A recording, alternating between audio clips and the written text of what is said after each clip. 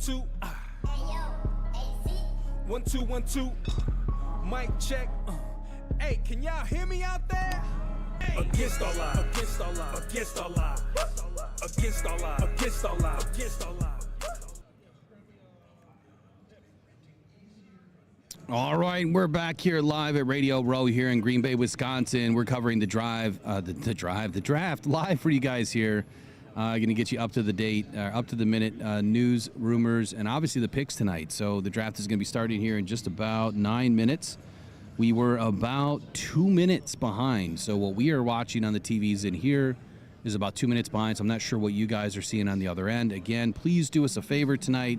Like, share, subscribe. If you haven't already, I don't know why you haven't. It'd be great for you guys to come along with Rockhound Detroit Lions. We are now credentialed throughout the NFL. We're going to be bringing you guys a lot better content throughout this next season. Obviously, our in is in now, so we're going to be working our way in to make sure that we can continue to bring you guys great content along the way. And then giveaways. We got over $3,000 of giveaways tonight.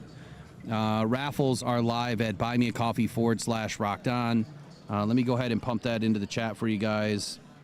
I apologize. I'm without a keyboard. We had a little bit of technical difficulty tonight with keyboards for some reason not working all of a sudden. I think it's all the Wi-Fi in the air tonight that's just giving us a problem. So I'm trying to operate from laptop and PC all at the same time here. So buymeacoffee.com/rockedon. Again, /extras will get you right into the shop.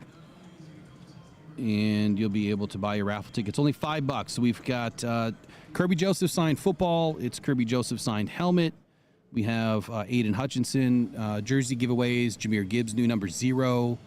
I have a feeling we'll be working on something with Terrion Arnold. I hope we'll get a few things from him. That would be awesome. Didn't ask yet, but going to try to ask him when we get him on to see what he would like to do for the Cancer Foundation. So get in there and get your tickets. We're going to try to pull off the draft raffles tonight. It's going to be tough without having a keyboard, but they are raffles, so you are locked in. As far as the giveaways go, we've got Aiden Hutchinson jersey giveaways. We have grab bag giveaways. We have Michigan Panthers tickets. A lot of stuff, a lot of random stuff we're going to be giving away tonight. And then, of course, the big one, once we hit 10,000 subscribers, 2 tickets, opening day, Detroit Lions 2025. Then also don't forget, Detroit Lions away games. We're doing some special experience away game bus trips this year, all included, hotel tickets, luxury buffets, you name it, it's all included. You get raffle tickets for big-time prizes. We're talking $400 or $500 big signed memo stuff from Pro Sports Zone. And then big shout out tonight to Pro Sports Zone in Livonia. If you guys haven't been there, please go check out John Yu. Massive stores, college and NFL stuff. He is our sponsor for the draft tonight. Appreciate you, John Yu. Congratulations on all your success, man. And thanks again for all the items that you have donated to the Rockhound Cancer Foundation. So let's get it cracking. Let me get some of my notes up. And let's talk about the Tennessee Titans. So they're going to be on the clock here in just a few moments. And do us a quick favor. If you guys haven't shared the stream, please do us a super favor and share it on your socials. Tell everybody about the raffles and giveaways and get them inside the stream tonight. It'll be great. Appreciate it. Tennessee Titans. So they get round number 1 tonight, right? They got the first pick. Now, the consensus is the consensus. I mean, you'd be better off listing what the Titans don't need, in my opinion. This is going to be my little breakdown of the Titans and what they do or don't need. But you'd be better off listing what they don't need than what they do need, because they need a lot. But the consensus is you can cash in the ticket that they're taking Cam Ward. I think it's a mistake. You know, with Cam Ward being the 5th or 6th quarterback in last year's draft, in this year's draft, I think it's a mistake. I think that if you could have found a trade partner to make it happen for Abdul Carter or Travis Henry, you probably could have found a trade partner to do that. Those are probably the only 2 players, though. And it didn't happen, or at least we don't know if it's happened yet. You know, obviously we'll find out here in a few moments. But my theory here is it's clear what they were going to do and what they are doing, which is Cam Ward. it's as clear this year who the first pick will be, like I said, as if it was last year when the Chicago Bears were taking Caleb Williams. At least according to the national media, the Titans have rebuffed many teams that have called about trading up. They have, signaled, that they would take a historic offer to move off at number one, which I get. I mean, they're trying to get their quarterback of the future. Their team has some really good football players. They still need a lot of pieces. They even went as far as canceling some workouts with Shedeur Sanders. Just, hey, we're not going to waste your time. You're not going to waste our time, kind of an agreement, right? They added a journeyman this season, Brandon Allen and Tim Boyle, to the quarterback room with Will Levis. I just don't think it's enough, right? So the starter, Will Levis, being the lone remaining quarterback on the roster in 2025. They sent Cavalry's man to Cam Ward's pro days and workouts. I think that kind of gives you an idea, especially at the private workouts, what they're going to do. It's no secret. So now we can start talking about which edge rusher or receiver or lineman that they're probably going to take at pick 35, or are they going to try to move back into the first round? And let me just start with a breakdown here of the offensive line. Now, I apologize about these next segments because talking about the teams, I prepared a lot of information for about the first dozen teams, and then it'll slim out a little bit. But on the offensive line, look, this offensive line really remains a big-time concern here in 2025 for the Titans. All their backup guard options behind Peter Skoronski, who was drafted in 2023, and Kevin Zeitler, who was brought in this year as a free agent. They're all free agents. So everyone behind them, they're all free agents in 2026. And that includes Kevin Zeitler. So Kevin Zeitler's also a free agent in 2026. He's on a one-year deal this year. So this is a major need, right? It's a big-time hole for the Titans. And I think it's a hole that they're going to fill when they go forward in the draft. Now, Spot Track lists 6 guards as free agents in total for the Titans next season. I see the Titans looking at day 2, potentially adding Zeitler's replacement, or the likely move is to address this position in 2026 if they're comfortable with the depth that they have, which no matter what, I think the Titans are going to be taking some offensive linemen tonight, or tomorrow, The Titans are without a third-round selection, though, as they traded that away for L'Jarius Sneed last year to the Chiefs. So they're kind of limited. They're going to have to move forward at some point somehow to take advantage of the guards in this draft. Now, I feel the latest the Titans really want to get an offensive guard in this draft is going to be the third round. I think the meat for the offensive line for day 1 starters, though, is round 2. And the Titans would be wise to move into at least the third round, where they should be able to find some pretty good value still. Decent. There's a couple of decent guards that I think are going to be there early in the third. Prospects for me, for the Titans, I think it's Tate Ratledge, round 2, and pick number 35 overall. And then Dylan Fairchild, round 3, if he's still there in round 3. I don't think that Dylan Fairchild is probably going to last until round 3. On the tackle side, I think that this position is in a little bit better than the interior for the Titans. They brought Dan Moore in from Pittsburgh on a 4-year, $82 million deal in free agency. They also selected J.C. Latham in 2024, round 1, number 7 overall. I'm a little bit less concerned about this position being a need outside of the quality depth being really the only concern for the Titans here in 25. They have Nicholas Petty-Ferrer and Isaiah Prince hitting free agency in 2026, and the Titans have their bookends all set. Depth can be found later around 4 or 5. This is not a tackle draft by any means. If you're picking early and you're taking tackles, that's one thing. If you're picking late, they're just not there. Peter Skoronski, 2023, was where they brought him in, is converted tackle to guard. So he can give them a little bit of flexibility moving forward if they need a tackle in a pinch. If the Titans do anything here, it would be day 3, most likely round 4.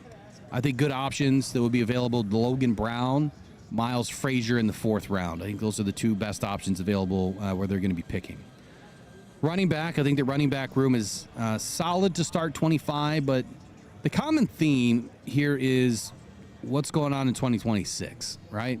Tony Pollard signed a 3-year deal in 24. He will remain in Tennessee through 26. Tyjae Spears is not number 1 material. He was drafted in the 3rd round of 2023. He will also remain through 2026. The combination of these guys, I think it gives Tennessee enough, at least for this year. I don't see them wasting an early draft pick on a running back this year. I think that they're going to want to address that offensive line. I see the Titans standing down here. I think that they're going to address bigger needs, especially early. Look for them to add Ollie Gordon, possibly Cam Scatabo in the 4th or 5th round. Now, I think that Cam's going to go a little bit earlier than that, but Ollie Gordon is an extremely exciting pick in the later rounds. How about defensive end, defensive tackle, and nose for the Titans? This is another area of concern. Trevonde Sweat, they brought in 2024. Jeffrey Simmons has been around since 2019. They are the only 2 tackles signed beyond 2025. The only backups that they have, Kevin Coburn and McTelvin Agam, are free agents in 2026. So the Titans signed defensive end Sebastian Joseph Day, who was, from what I understood, on a rumor list for the Detroit Lions this offseason. Didn't happen. He signed a 1-year deal this offseason with the Titans, and his immediate backup, Abdullah Anderson, is also a free agent in 2026. I would expect the Titans to make a play for a defensive lineman by the 2nd round, depending on what they do at number 1. Without a 3rd-round pick, the Titans will need to do something just to add some draft capital. Is the pick in yet? No. No? Okay. No picks yet. If you could monitor picks, that would be helpful. Yep. and see. So we're underway then. Should be. It's 7:02. I haven't seen where they announced the clock yet. Says the pick is in. Pick is in. Who's it going to be? Linebackers for the Titans. So the pick is in for the Titans, I guess. That was quick. I thought Roger didn't want him in for at least 5 minutes. At least that's what it set up behind them. All right, I'll keep motoring here. Just interrupt me. Yeah, I'll try. So, looking at the linebackers for the Titans, they've got Draymond Jones, Cody Barton, Lorenzo Carter, and Curtis Jacobs. They added all of them in free agency this year. Cody Barton is under a 3-year deal, signed this spring. Pretty solid football player. Draymond Jones, Arden Key, Lorenzo Carter, and Kali Duke, all free agents in 26. So linebacker, definite need for the Titans. I think the right side of the linebacker room is probably the biggest need after this season. It's doubtful that the Titans are going to extend Arden Key, as he will be 30 years old. So you might ink him out for, a 1-year deal or something, but I doubt that they're going to extend him long term. Linebacker is a very thin group in this draft. It's hot early and then it's gone early. Same thing with tackles. So where the Titans are drafting at 1 and 35, I think the logical choice right now is to address the position in round 2. I don't see this being a priority for the draft unless one of the edge rushers that are projected to be a 3-4 outside linebacker is in their lap in round 2 at pick 35. Prospects, obviously round 1 is Abdul Carter. I don't see how you could go wrong with Abdul Carter. I know that there's some worries about, his foot or whatever. Round 2, Donovan Eziraku. He's kind of he's a high-risk upside player from what I'm hearing. I've really liked him from the very beginning. I think that he fits a lot of good pieces. And then there's James Pierce, who probably is the highest risk for any team right now, based on the reports that there's some off-field issues or on-field issues with coaching. I think that an early pick at pick 35, or maybe a trade back into the mid-40s for Josiah Stewart makes a lot of sense for the Titans, or Oluwafemi Oladejo. Outside of that, man, I think that they're okay at cornerback and safety. They do have multiple free agents hitting the free agency in 2026, but they do have starters in L'Jarius Sneed through 27. Who's out there riding a bike? That is Roger Goodell. Oh my God! Don't fall and break a hip, buddy. And by the way, Roger looked great yesterday. He looked great. He looks skinny. They did release. What is the bikes, man? I don't get it. Yeah, all of them riding bikes, and because the Packers, they ride bikes from the practice field to the stadium. What? Yeah. I didn't know that. Yeah, so it's a bike thing. That's a Green Bay thing. I just thought maybe they didn't have cars up here. It was more horse and buggy. Yeah, they like to ride the bikes. Oh, well, I think with the Titans anyway. Speaking of riding bikes, they biked Awuzie out of Tennessee in March and released him, but they did add Xavier Woods to take his place, who is signed for the next 2 seasons, but he is not Chibode Awuzie. All right, Goodell's welcoming the draft. welcoming everybody in. He's got to give a speech first.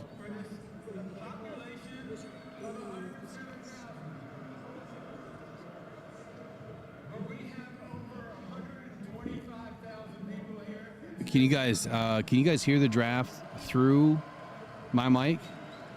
They can probably hear the monitor. Please tell me you can't.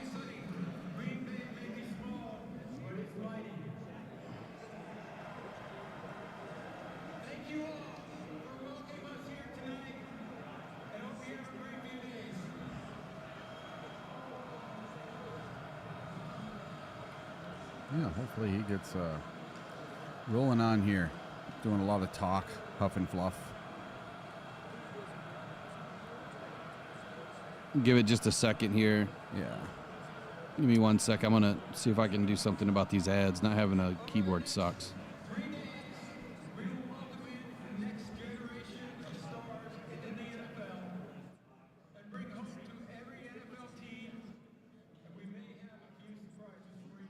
All right. I think I was able to get ads turned down a little bit.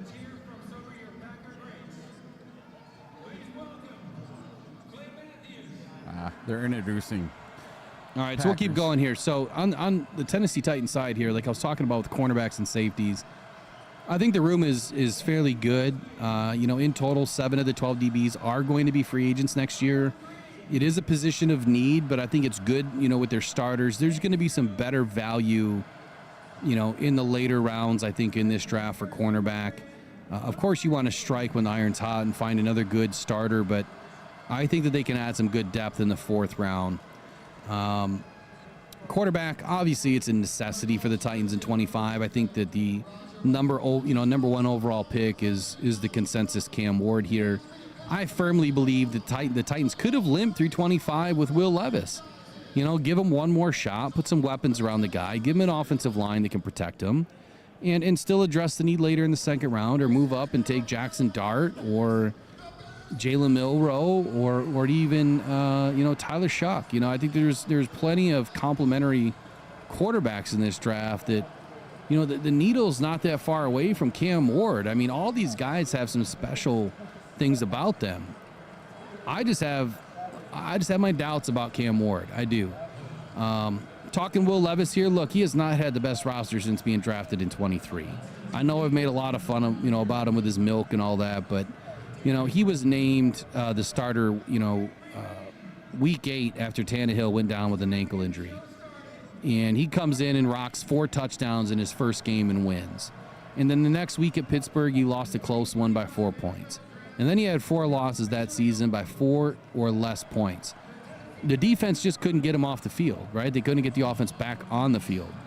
And, the Titans' dismal 24 season, it wasn't driven by a single factor of Will Levis and his individual play. Instead, from my view, I think that it was the result of multiple systemic shortcomings of this team. Across the roster, they have deficiencies everywhere. And I think that Will Levis struggled early. Yep, he had limited support everywhere around him that was not going to give him the best opportunity for success. So his struggles were evident, right, in a series of games. I think that he lacked those big-time throws, but at the same time, he also lacked a lot of protection, and he kind of got, nervous quick. I think that you give him some protection and you give him a better opportunity to win. I think that Will Levis can still win you some football games, and I definitely think he could have done something in 2025 so that you could have built this team a little bit better by moving back off of pick 1. Lastly, wide receiver. Currently they have Calvin Ridley, Trayvon Burks, and Van Jefferson as the starting 3. Again, you're going to give that to Cam Ward. And why? Why wouldn't you have addressed this room early with these wide receivers in this draft? And maybe they still will at pick 35. There's going to be a logjam, right? There's going to be a logjam of really good football players, and some of them might be receivers. So if they go out and find this, Cam Ward, some options here in the 2nd round, then I think they're making a good move. But 5 of the depth guys on the Titans team, currently they have 10 receivers, are going to be free agents. So Bryce Oliver, Mason Kinsey, Tay Martin, Stanley Morgan, and Josh Proche will all be free agents in 26. Now, Burks is a former number 1. former first-round pick, not number one, excuse me, for the Titans in 2022.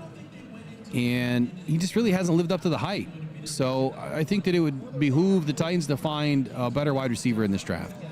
Prospects for them in round 2, unfortunately, is your guy, Jaden Higgins, and Alec Iomanor in round 2. So overall, what do you think about Cam Ward here? Potentially going to be the Titans' pick. Yeah, so quarterback, they've had inconsistent quarterback play for the Titans, whether Will Levis was in or whether he wasn't in. And, you know, the consensus number 1 pick this whole offseason has been Cam Ward.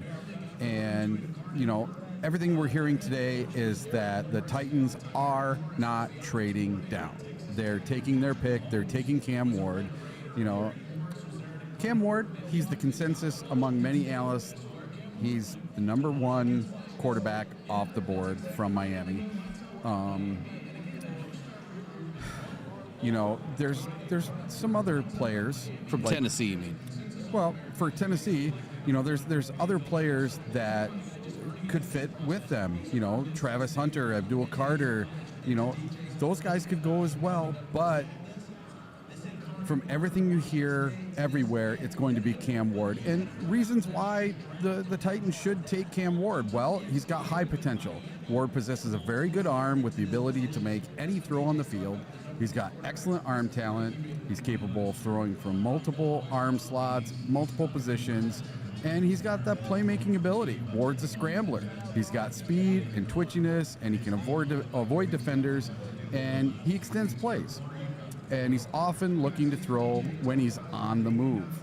You know, he's accurate, he's got processing, he demonstrates a high accuracy at all levels, and he showed an ability to work through progressions, especially over the middle of the field.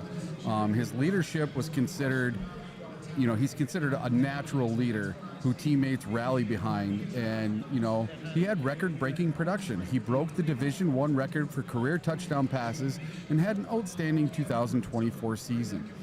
So why should the Tennessee Titans not take Cam Ward number 1? Well, here's some reasons. Supporting cast. Some believe that none of the quarterbacks in this draft class, including Cam Ward, can immediately evaluate or elevate the Titans' current supporting cast. This, you know, you could argue for trading down instead, but it is what it is. And, you know, turnover-worthy plays. Ward had a higher percentage of turnover-worthy plays compared to some other top quarterback prospects. And, you know, while he has a strong arm, his ball placement can be erratic at times. He can particularly on vertical throws, and, you know, a truly elite edge rushers like Abdul Carter don't come around every day. And when you're sitting at number 1, somebody like Abdul Carter could really change things around on your defense. So do you want to go offense or defense? Well, especially when you're talking about a, you know, erratic play of Cam Ward. I mean, imagine if that's now Abdul Carter on the other side. That erratic play is probably going to be accentuated. You want to hit that power button and then you wind the knob to the left to add some light. Top left, or top, yeah, there you go. Now wind the knob. Nope, yep, hit that. Hit it. Hit it. There you go. And then the knob on the far right. Turn it to the left. There you go. You turn it up a little bit. There you go. Get yourself some light. Now, look, Cam Ward's got great ability. I mean, I think that he's going to be a decent quarterback. I think it's going to take the right football team. It's going to take the right, you know, coach whisperer. I'm on this tangent this year, I guess. When I looked at the draft early, I recognized that there was going to be a lot of starters available, right? Like we've talked about in the meat of this draft. Just not these top-notch football players. Yep, you've got some first-round grades on 12 to 15 of these guys. I was at 14, and then I added a 15th just because.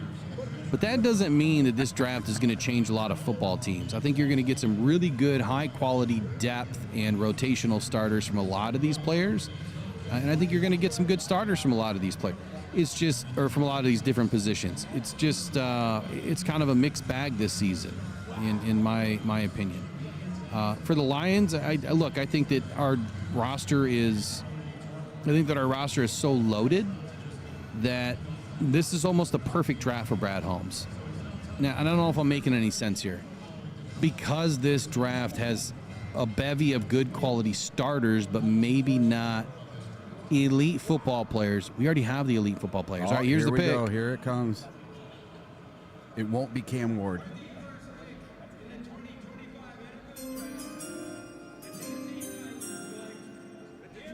I was wrong.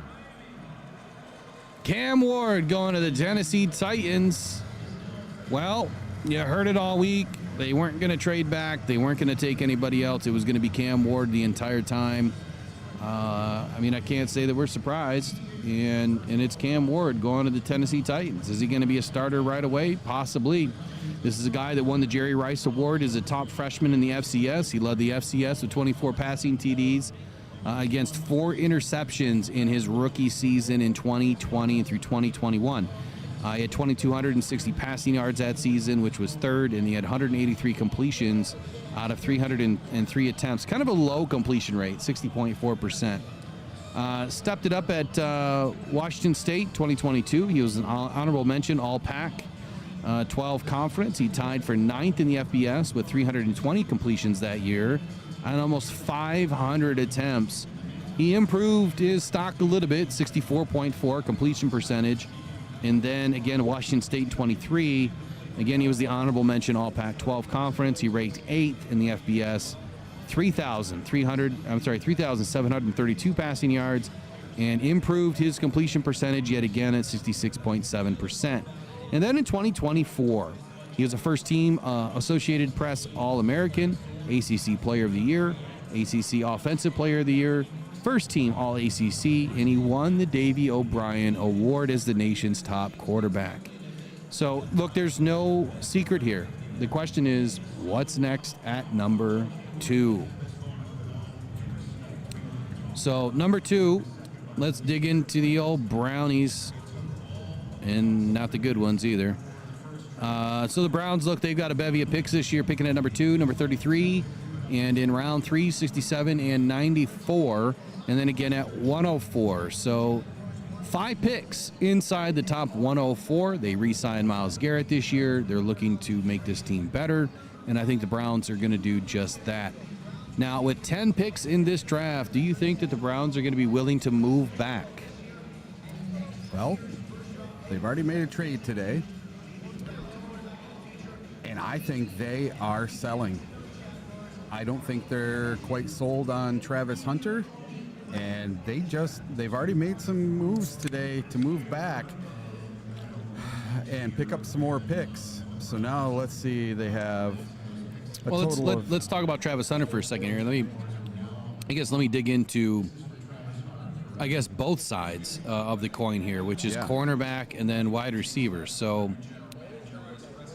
wide receiver, they have Jerry Jeudy, Cedric Tillman, and Michael Woods as their starters. Now, that is not a cast of starters that you want to give a good quarterback, right? No. Well, they don't really have a good quarterback right now. So they don't really have a quarterback. They have Joe Flacco. They have Deshaun Watson on IR. And who else? Nobody. Yeah, nobody. I mean, they got a couple of nobodies, right? So from a production standpoint, Jerry Jeudy was a former number 15 overall pick in the 2020 draft. He had his first 1,000-yard season last season. Pretty incredible that he did that in the situation that he was in. He led the team with 1,229 yards and 4 TDs. It's the 4 TDs that concern me. You know, he should be able to produce more, but this is a pretty bad football team last year. Tillman, he's a former third-round pick. He was drafted by the Browns in 23. He chipped in a paltry 339 yards last year in 3 TDs. And then there's Michael Woods. He was a 6th-round pick by the Browns in 2022. So when you look at all 3, so we got a trade. It looks like the Browns have now traded back in a blockbuster deal. Like I was expecting, we were going to get a trade back. All right, so the Browns are now off the clock, and the Jaguars are on the clock. It might give us a few minutes here to talk about it. So moving from number 5 to number 2 is the Jaguars. All right, Jaguars have 10 picks in this draft. No idea what they just traded. Do we have any idea what they just traded? That's what I'm looking up right now. All right, so most folks that I've talked to, they think that this is going to be Michigan defensive tackle Mason Graham had they stayed at number 5. Clearly, they didn't stay at number 5. This is now, in my opinion, going to be Travis Hunter. It makes sense for me. It could also be Ashton Jeanty. I think those are the only 2 football players that you're looking at right now at number 2. So Adam Schefter says, with tonight's trade, the Browns are now armed to select a quarterback in this or next year's draft. Oh, no, never mind. Okay, the Browns are trading number 2 overall pick, a 4th round pick, number 104, and a 6th round pick, number 200, to the Jaguars. The Jaguars are giving the Browns the number 5 overall pick, a 2nd round pick, number 36, a 4th round pick, number 126, and their 2026 first round pick. Let me recap that again. So the Browns are trading the number 2 and their 4th round 104 and a 6th round number 200 to the Jags. So they, and in return, they're getting number 5 and they're getting number 36 and 126. So they moved up 80 spots from the 6th round to the 4th round this year. And then they also added a 2nd round pick at number 36. And next year's first. Wow. Whoa. Did not see that coming, but I said the Browns are going to trade back. So let's think about this logistically here. Who do the Jacksonville Jaguars have on this defense if they're looking at Abdul Carter? So Liam Cohen provided some insight this spring where he said the team's defensive line unit was emphasizing the need for some competition and improvement ahead of the upcoming NFL draft. The Jags appear to be taking a very strategic approach, clearly, at enhancing the team's performance, but also, in light of last season's struggles, they're looking to get better along the defensive line. I think that the Jaguars possess a solid foundation with Trevon Walker and Josh Hines Allen and Arik Armstead, but they might be looking to get rid of and trade Trayvon Walker and bring in Abdul Carter with the 2nd overall pick. Sounds like the pick is about to be announced. No, they're talking about a player. Okay, they're talking about a player. We're going to keep going. So after a lack of significant free agent signings this last offseason, I think that the Jags clearly were going to solely focus on the draft in 2025. So given the fact that they have a good defensive line already, right? I mean, Trevon Walker, former first-round pick, Josh Hines Allen, considered by many to be, an elite talent, and then Arik Armstead, aging but still a pretty good football player. Eric, do you think this speaks to Abdul Carter, or do you think that they're going to go a different direction here? I'm telling you, I thought Abdul Carter was going to go number 1. I really, really did. I did not think it was going to be Cam Ward, and I was very surprised that he actually got picked number 1 overall. He's going to make the pick.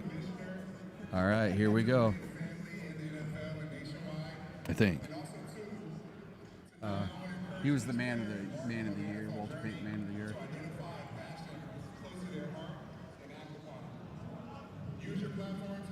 I haven't seen anything in here yet.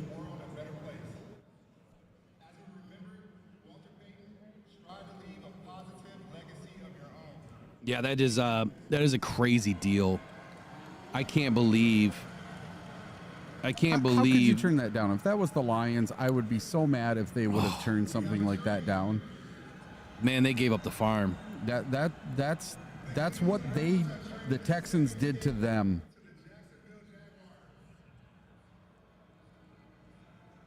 Oh boy. Here we go. The Detroit Lions select Travis Hunter goes number 2 overall. Wow. Abdul Carter slips Travis past. Hunter. Wow. Here we go. So they are pretty content with their defensive line. Let's take a look at why they brought in Travis Hunter. Let's take a peek here at their cornerback room. I believe that Travis Hunter is going to play corner right away. I think the easier position is receiver, but I think a lot of teams are a little bit concerned about him playing two-way. This could mean that the Jacksonville Jaguars are going to give him an opportunity to play both ways. I got to say this, man. When we interviewed Travis Hunter the other day, and I asked him the question. I said, so having Deion Sanders, by your side and being one of the first true two-way football players and two-sport athletes to play both baseball and football, how was it having him in your corner to give you an opportunity to learn what it's going to take to play both sides of the football? He just said simply, I just want to be better than Deion Sanders. I'm going to be better than Deion. That was his answer. I'm going to be better than Deion Sanders. And I just started, chuckling a little bit and tried to keep my composure like, man, you really barking up a tree there. Yeah. But, yeah, good answer. Good kid, man. Just overall just wants to play ball. Yep. Going to be hard to top. Oh, man. Wow, did the Jags overpay for him, though. And he came out in a hot pink suit jacket. Wow. That thing is like this doesn't make sense to me. So, if it does make sense to a degree, because you hear me say it all the time that the best way to improve your defensive front is to get a better corner, right? You get better in the back end, you get better in the interior. It makes a little bit more sense, correct? So, I guess for me, their defense last year lacked pass rush. They were 27th in run stop. Even though they had many consider three of the better talents at, in the front of that defensive line, they finished last in pass rush win rate last year. So maybe it does make sense that you add a corner to give them a little bit more time to work.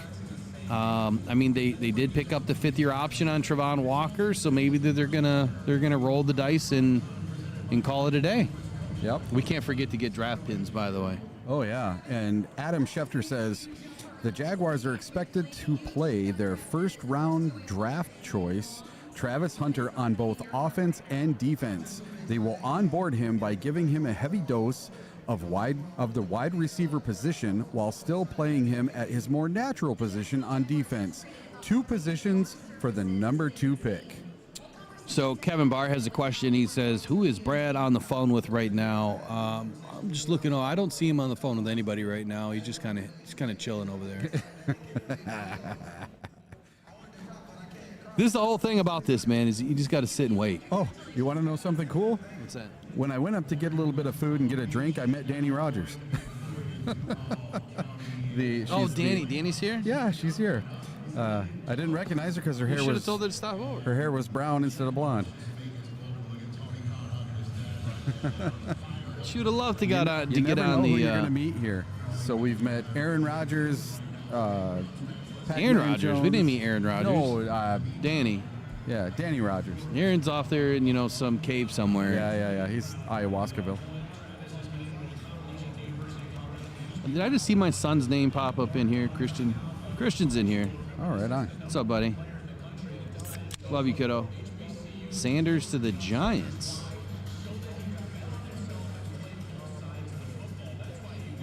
Oh, you think so? That'd be crazy because the Giants are on the clock right now. All right, so we don't have the Giants guy in the house tonight. Otherwise, would have tried to get him on. We do have Paul Farrington sitting across the row. We got Dose of Dion sitting down here to our left. Probably have him pop on with us here in a little while. But let's talk about these Giants for just a moment. Now that they're on the clock here at number 3. Yep. New York Giants needs quarterback, guard, running back, defensive tackle, linebacker, everything, right? Yeah. They have 8 picks in this draft. They're picking at 3, 34, 65, 99, and 105. So 5 picks in the top 105. Man, could they be trading back and do what the Browns just did? Probably not. I think that they probably lost their opportunity. Yep. And listen, I don't know that. I can't imagine that the Giants got a phone call with that kind of a haul and said, no, I'm not trading back to number 5. Yep. I mean, if they did, that would be the most epic, dumbest move I would have ever heard in my life. You have to take it. What? Hit 9,000. So here's my little talking point here on the Giants, man. Listen, they've done a ton of work on the quarterbacks over the past couple of years. They tried to trade up for Drake May last year. They took a couple of swings at trading up to number 1 this year, and the Titans just shut them down. They got multiple live exposures to Cam Ward, Shedeur Sanders, Jackson Dart, And Texas's Quinn Ewers. There you go. There goes Abdul Carter at number 3. I'm surprised they let that one fly that quick. Damn it, Goodell, I didn't even get to say anything. So on the D-line here, I had the New York Giants defense had its moments in 2024, and then they fell off the cliff in a hurry. Season-ending injuries to Dexter Lawrence. The Giants defense gave up 24.4 points per game last season, 346 points per game. They finished the 2024 season in the bottom third of all defenses. I think that they have only 3 of the 8 on the roster that will be free agents in 26. But the depth of the roster with quality is just absolutely abysmal for the New York Giants. Abdul Carter obviously going to be coming off the edge in a hurry. He's going to give them an opportunity to help elevate this defense here in 2025. Prospects, I think that, for the defensive line, the tackle class is much deeper at pick 35 for them. Clearly, they decided to go in that direction, not in that direction with their first pick by taking Abdul Carter. I think the Giants pass on quarterback at number 3. You see that written right there, Eric? The Giants pass on quarterback at number 3. Yep. I see them trading up into round 1 to find their quarterback. Matter of fact, here, I'll just share it with everybody real quick so you can see that I'm not full of crap. Maybe. Maybe not. Without a keyboard, that's going to be fun. Hold on. Hold the phone. Oh, we're going to make it happen. We are going to make it happen.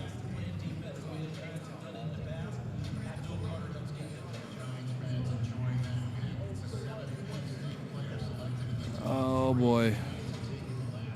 I don't think it's working. It's not working. So how am I going to show it to everybody? I can't show them. Well, anyway, it's here.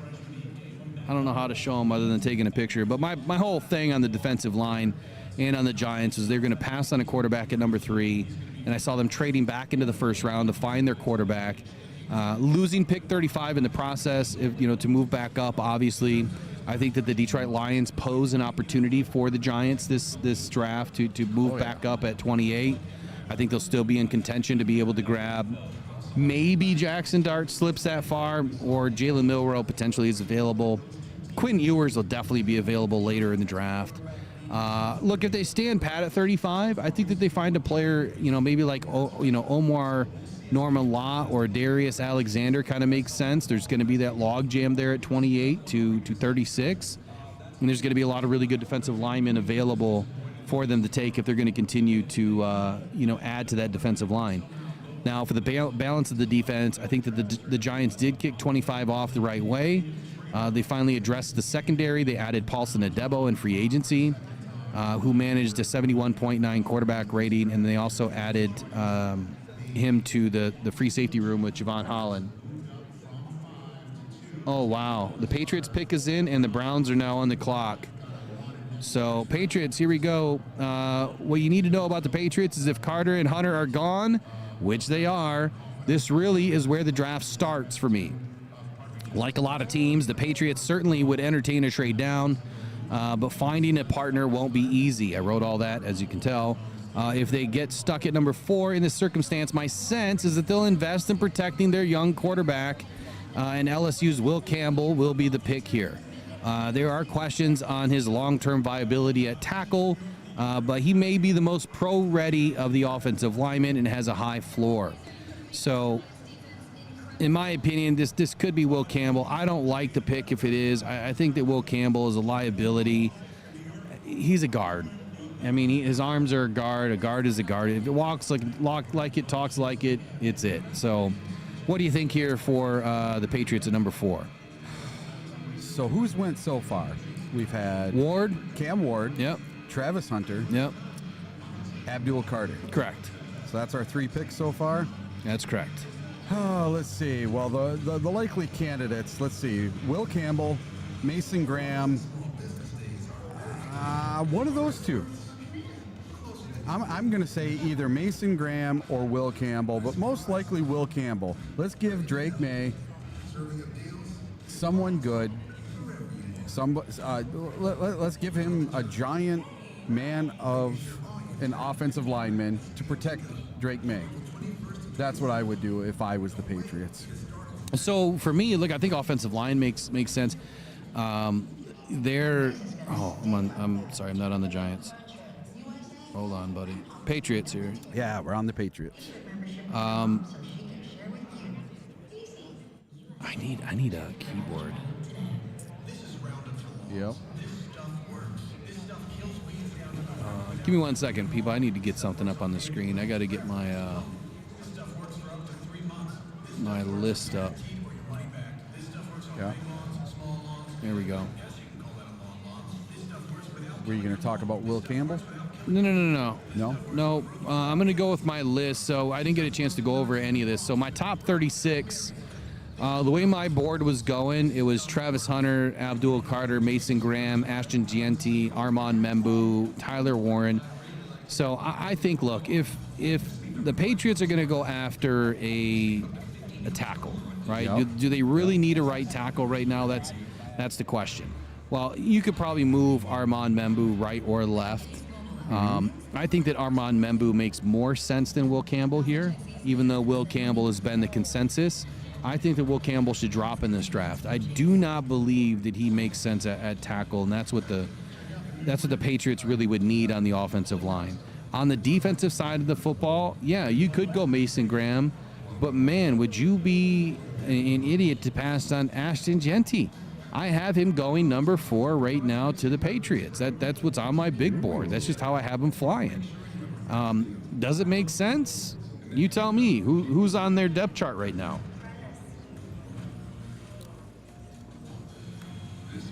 So the New England Patriots depth chart currently sits with Ramondre Stevenson, Antonio Gibson, and Terrell Jennings at running back. So, could they get away with Ramondre Stevenson? Absolutely could. Just get rid of that. Just get rid of it. Oh, that's just the chat. Yeah, put the chat on there. So Yeah, that's his guess, yeah? So that's not in. That's his guess, yes. No, that's the pick. No. He can't release the pick before everybody else. Hasn't been announced yet. This is 2 minutes behind even people at home. It's way behind. Did you guys see the pick yet? Is it Will Campbell? Yeah, they're like 2 minutes ahead of us. I don't even know if I have YouTube on this computer. Let's see. It was Campbell. Did he get taken? I want to see how far behind we are. So it's getting announced right now. So how far behind are we on the stream?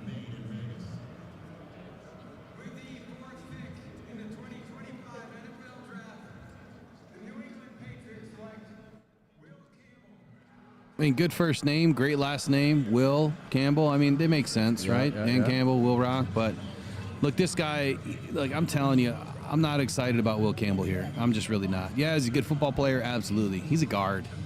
He's not a tackle. This is a huge reach. Huge reach. All right, so we are a full 2 minutes behind. All right, thank you. Yeah, so I'll try to keep you up to date on here. Yeah, that's good. Yeah. All right, so who's next? The Browns. Browns, this screws everything up, man. This is fun. So with the Browns being back on the clock, or now finally on the clock, let's take a look at what they're going to do.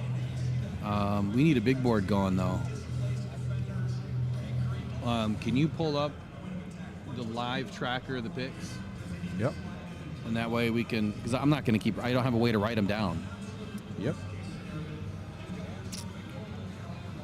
So I guess looking at my big board, let me just start highlighting here. Travis Hunter's gone, Carter's gone. Let's see, Will Campbell. So I had Will Campbell going at 13.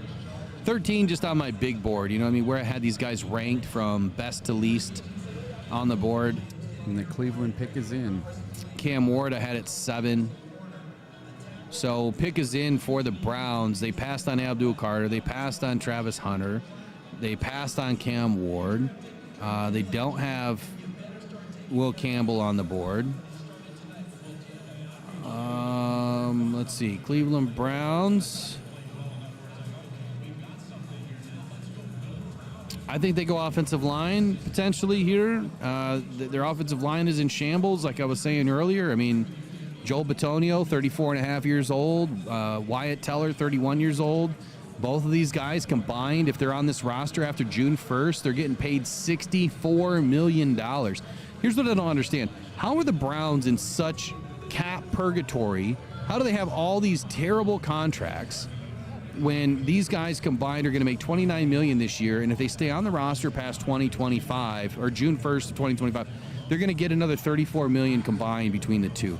It's just crazy to me that the Browns have these nutty contracts. So I think it would only make sense to go offensive line and then let some guys go.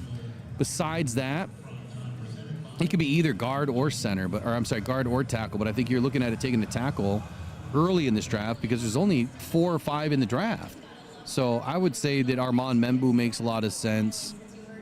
They could find some value later in the second round. They did pick up some picks. So Jonah Savane, Jalen Rivers.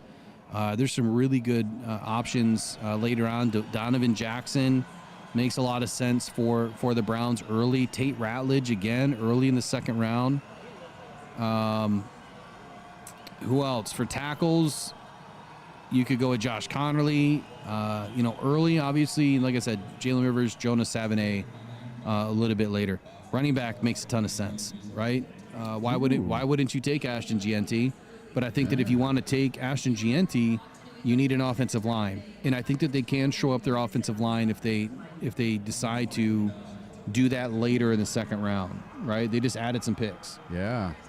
What's your thoughts on Ashton Jeanty? Yeah, if they get him in front of the Bears, it will be, to me, very hilarious. But please do. Could you imagine? Please do. Yes, please do it. Please do it. Well, earlier I was talking about their wide receiver room too. So I mean, is this an opportunity for them? Look, I'm not high on this Ted Arroyo. I know he may go early. Yes. I'm not high on this guy. I think that Golden is the choice. Offensive line to me makes the most sense, but it could be a playmaker just because there's few and far between in this draft. Man, it's not Shedeur Sanders. It's not. It can't be Shedeur Sanders. But what if it was? Can't be. Yeah. But because that was the joke. Remember when I said earlier in my mock one that the Browns are going to take Shedeur and that Shedeur is I see. That Shedeur was going to be pissed off. His dad is going to be furious. Yep. So looks like the pick is in. Oh, and they're going to be going defensive line with Mason Graham. So Browns do Brown things. Let's take a look at their defensive line. What did they do to help themselves out? Oh, man. Defensive. And Las Vegas's pick is already in. Look, I don't think that's a bad pick for them, but, man, did they have some bigger needs. But it's best player available, so that's a good pick at BPA.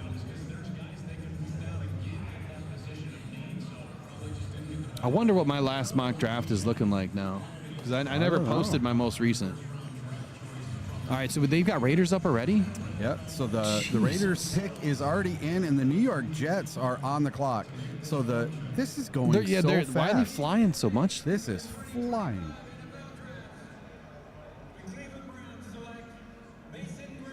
Yeah, so we're just hearing the Mason Graham pick behind us there.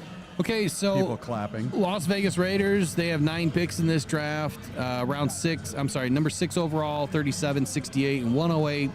So 4 in the top 108. They need to hit. The Raiders are in a full rebuild mode right now. Look, I think that Jeanty has been connected to this team the entire time. He was one of my early picks to them, just like Shedeur Sanders was an early pick for me. But, man, this has to be Jeanty all the way.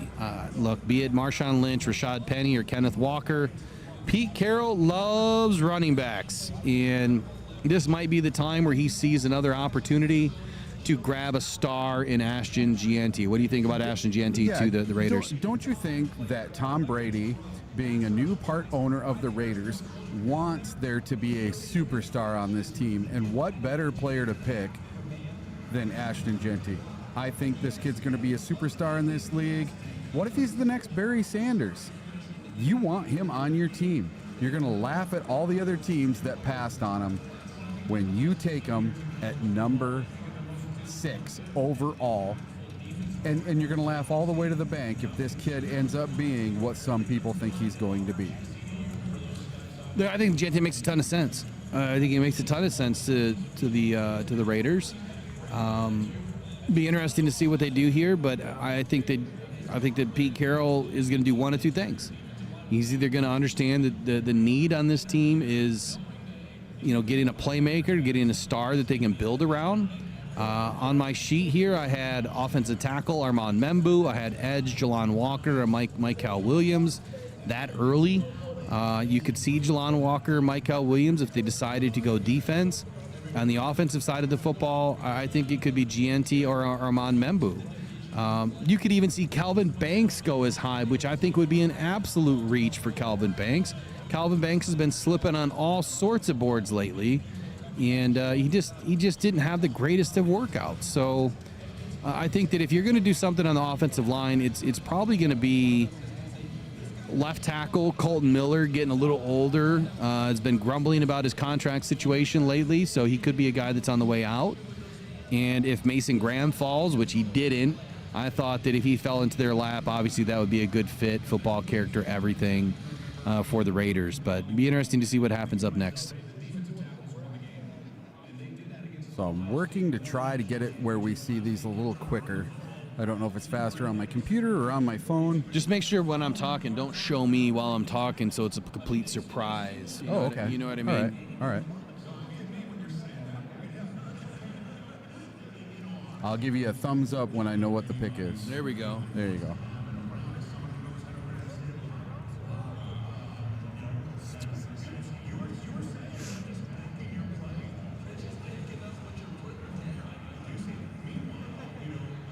So what do you guys think the Raiders are going to do?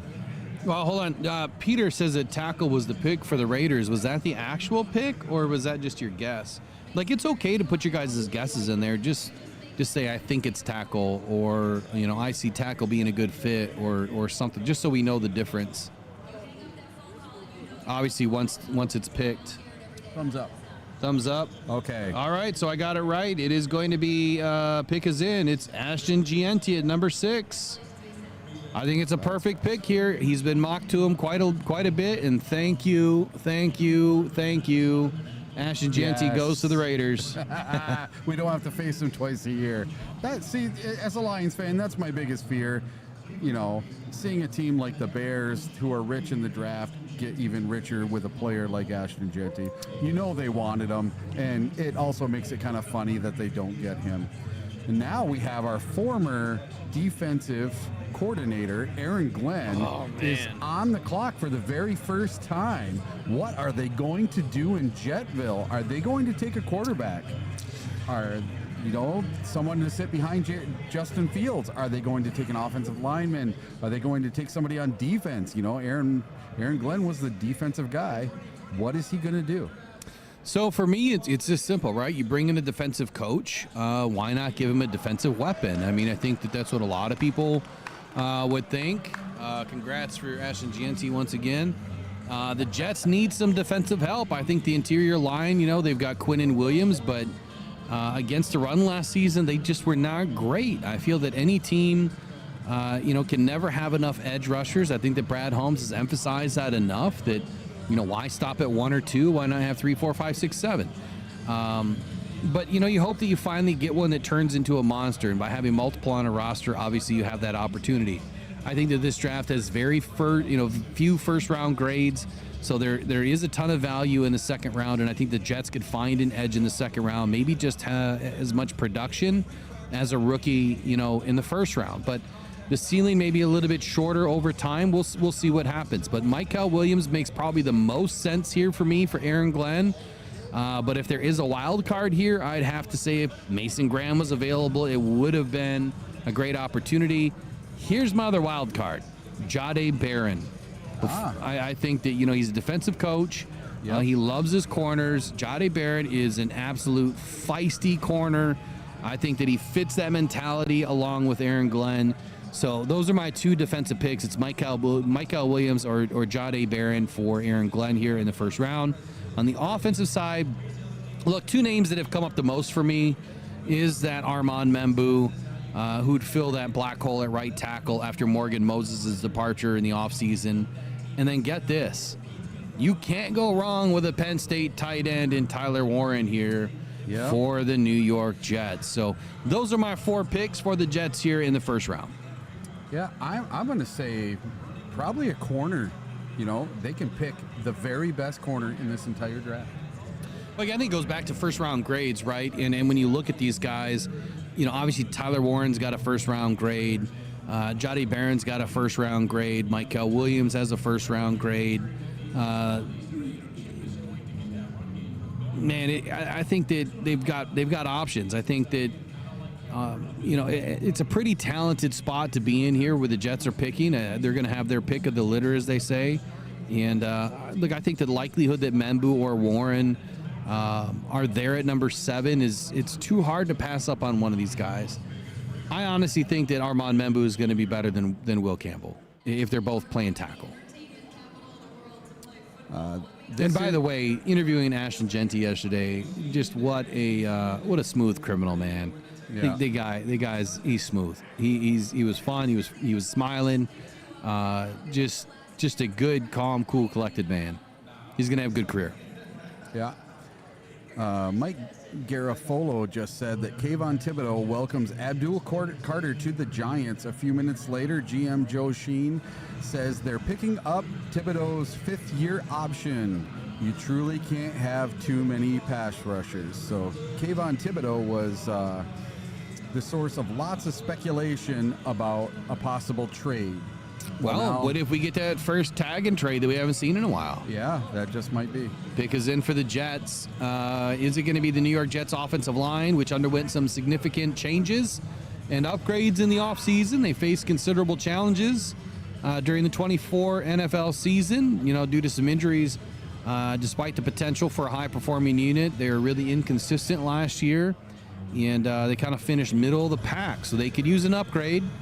They could use a big upgrade. Now, according to Pro Football Focus, the Jets' offensive line was ranked 17th. I could see where Aaron Glenn, being a trenches guy, would want to upgrade, both interior and exterior offensive lines and defensive lines. Key players like Tyron Smith, Morgan Moses, again, they missed multiple games due to injury last season. I think it makes, like I said earlier, I think it makes a lot of sense for them to take Armand Membu here. The good look, the Jets achieved a really good pass blocking efficiency last season. They ranked 7th in the NFL. The bad, they allowed 145 pressures. So no matter who they have at their quarterback, I think it starts with the offensive line. I think it's where you have to start. Is that maybe why they brought Justin Fields in, though? Justin's got some wheels, man. He has never been around a good offensive line. No. You give him a good protection, I think he's going to play better. Both you and I said that when Justin Fields left the Bears, they should have just kept him. Right. They should have just kept him and built a team around him, and they never did. They've never built a team around a quarterback until now, I think. They've never invested this much in an offensive line ever at the Bears, and now they finally are. So let me throw this out there to Peter Van Larhoven, talking about Carolina trading out of their pick. Peter, I don't know if you caught my rumors earlier, but I was given 2 teams for the Detroit Lions, that if the Lions were going to move up, that it was going to be pick 9 with Carolina, and that the Lions would be trading Jamison Williams to Carolina. He would reunite with Bryce Young, and the Lions would get pick 9, and they would still retain pick 28 by giving them Jamison Williams in place of that first round pick swap. But the Lions would also have to send 2/3 or a second and a third to be able to pick at number 9.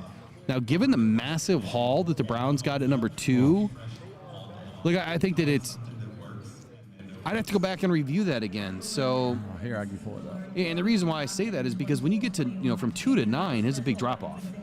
Yeah. right? You could almost take a whole pick off of that.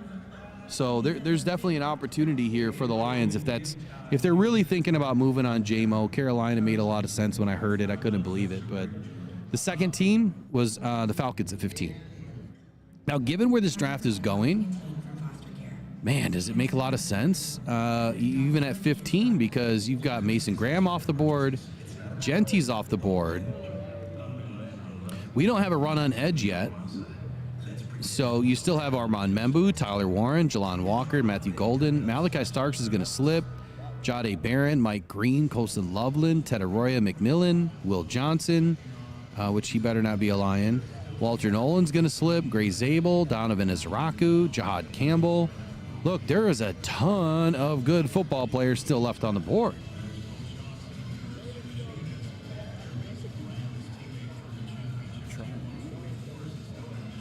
Yeah, Jack 2125, I believe you there, buddy.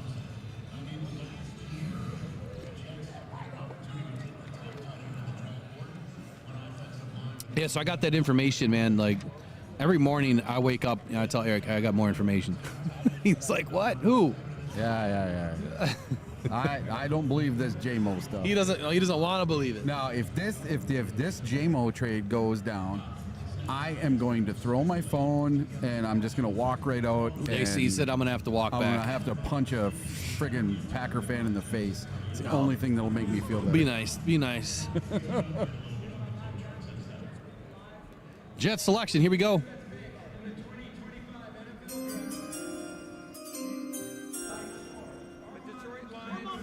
Armand Membu, there it is. Like I said, is a perfect fit for the New York Jets.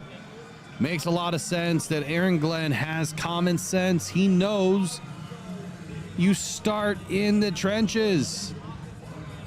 We can forget about a trade to the Panthers because the Panthers are now on the clock and the pick is in. But Armand Membu, man, to the Jets. Good pick for Aaron Glenn. He's going to start his journey off well with Armand Membu.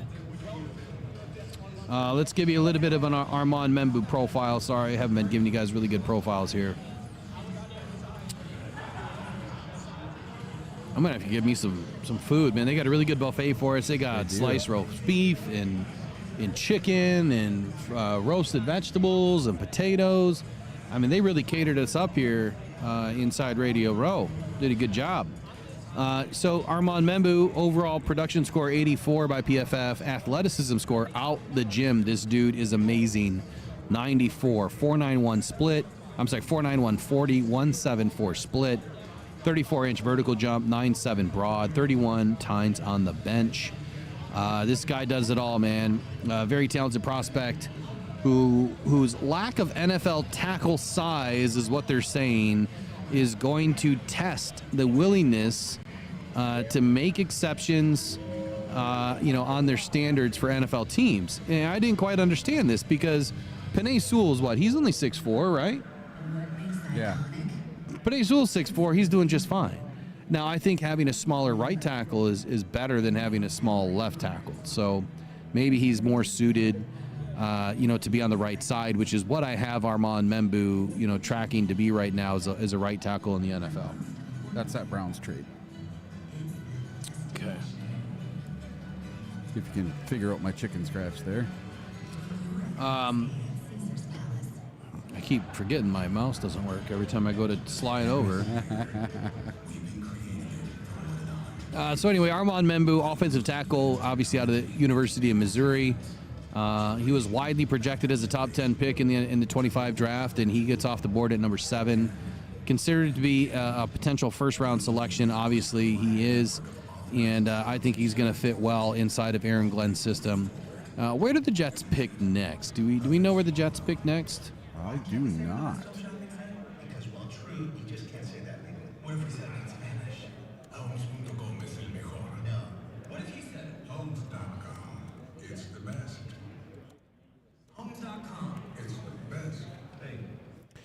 Man, the way this draft is going, I think the Lions might pick in this round.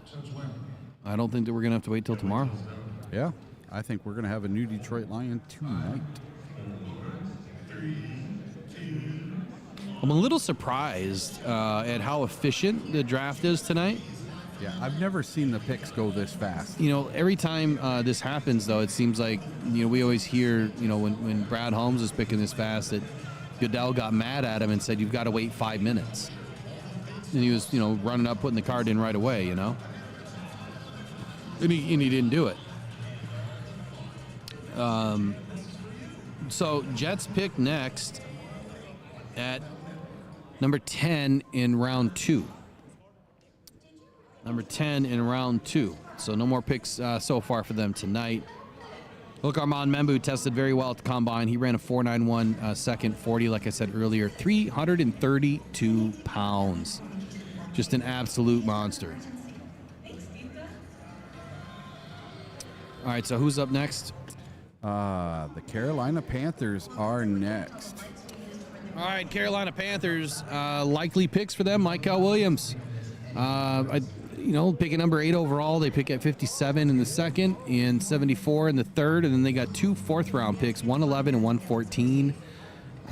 They've got 9 total picks in this. They definitely need edge, safety, corner, linebacker. I think it's a little early to take a safety.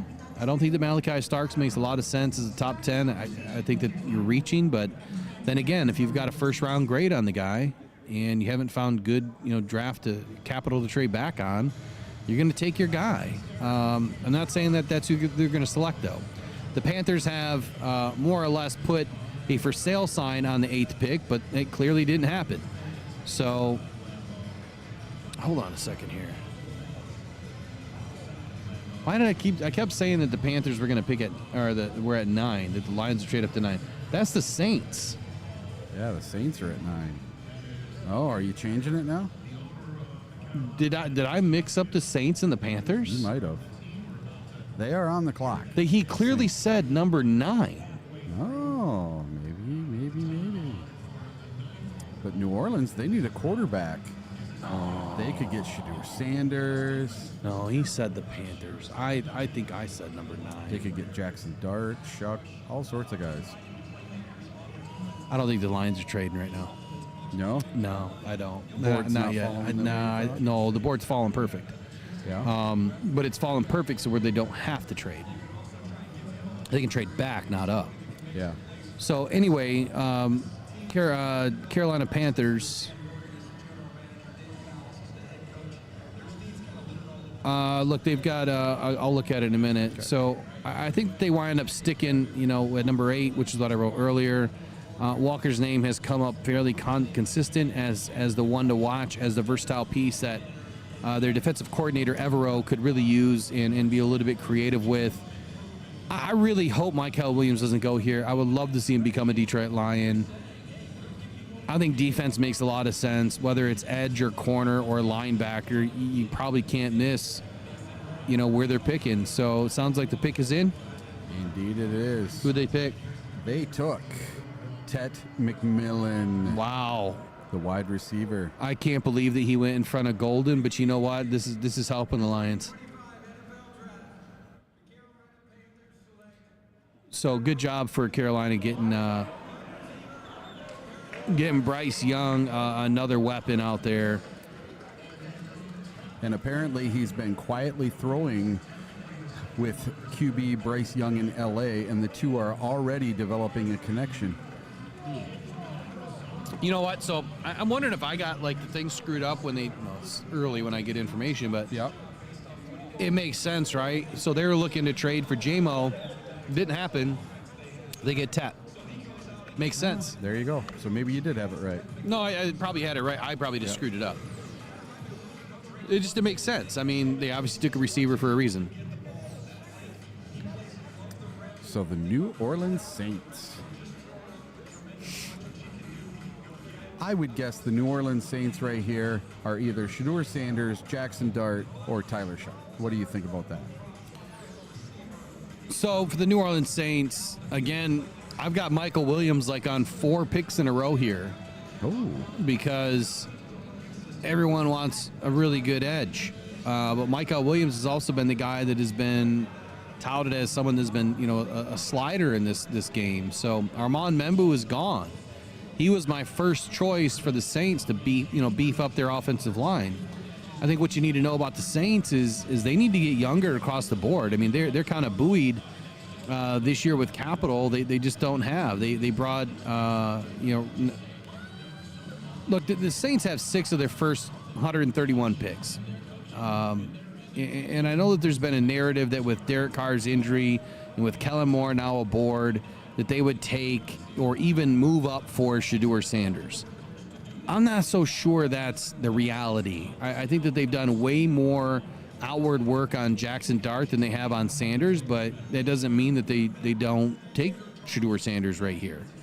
And I think, look, as it stands right now, that they'd be way more likely to take an edge player or a tackle than they would a quarterback at number 9. You've got Armand Membu gone. You've got Will Campbell gone. Who's next, right? Who's next on the big board that makes a lot of sense? I only have like 3 tackles going in the first round. So let me get this next guy off the board here. Where's he at? Tet. As he had Tet is number 15. Yep. And he went number 8. So you still have Gray Zabel. It's a bit early to take Gray Zabel right now, and he's definitely not going to be a tackle at the next level. You've got Donovan Jackson and Josh Connerly. I really like Donovan Jackson to go back to being a guard. I mean, he did play tackle, but I like to see him go back to being a guard. I think that Josh Connerly is probably the next peer tackle, off the board, but I think it's a little bit early for him too. So I see the Saints going defense, not quarterback.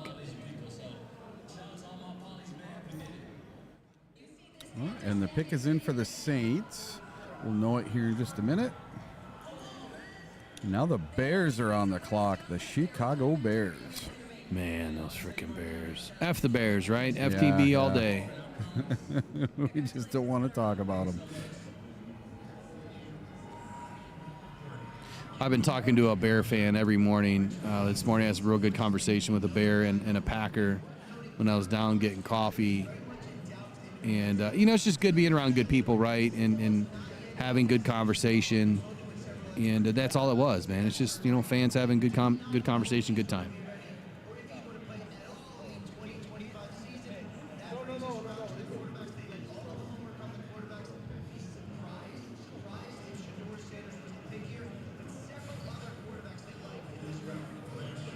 I'm surprised that the Saints haven't tried to manufacture a trade back. Yeah. Well, maybe they do. Maybe here it comes. Oh, the Saints selection. Yeah, I'm going to go defense here. Edge, Micah Williams. I think we're catching up. Yeah, he just changed all the channels for us. Oh, good. We're caught up now. Oh, they went Calvin Banks. Wow, tackle. Wow. So they obviously had Calvin Banks over Donovan Jackson and Josh Connerly. Calvin moved up. I'm surprised. I can't say that I agree with that pick. I don't even see him on your list. No, Banks? Yeah. He must be way down there. I don't think he even made my top 36. Yeah. Wow.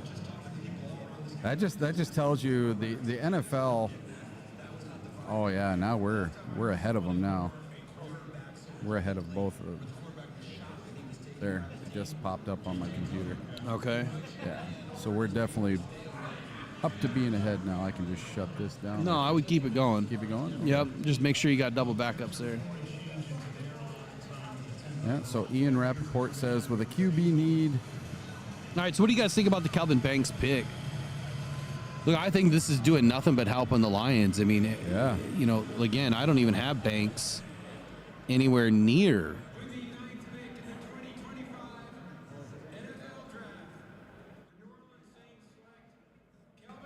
Why is that being said again? Yeah. Oh.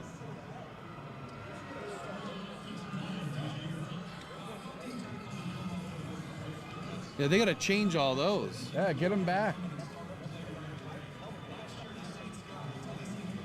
Yeah.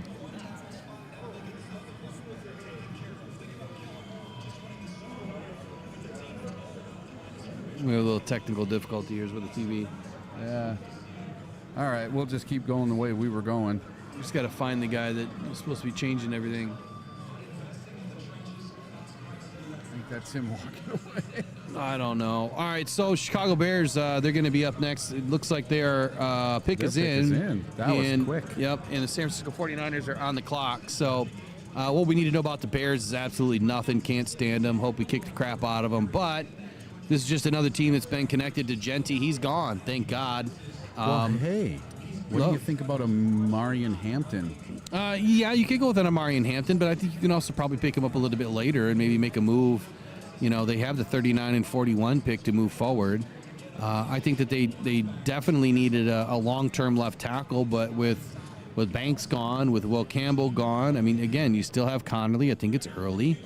I think that if Campbell and Memembu are gone, I think the other player for them would be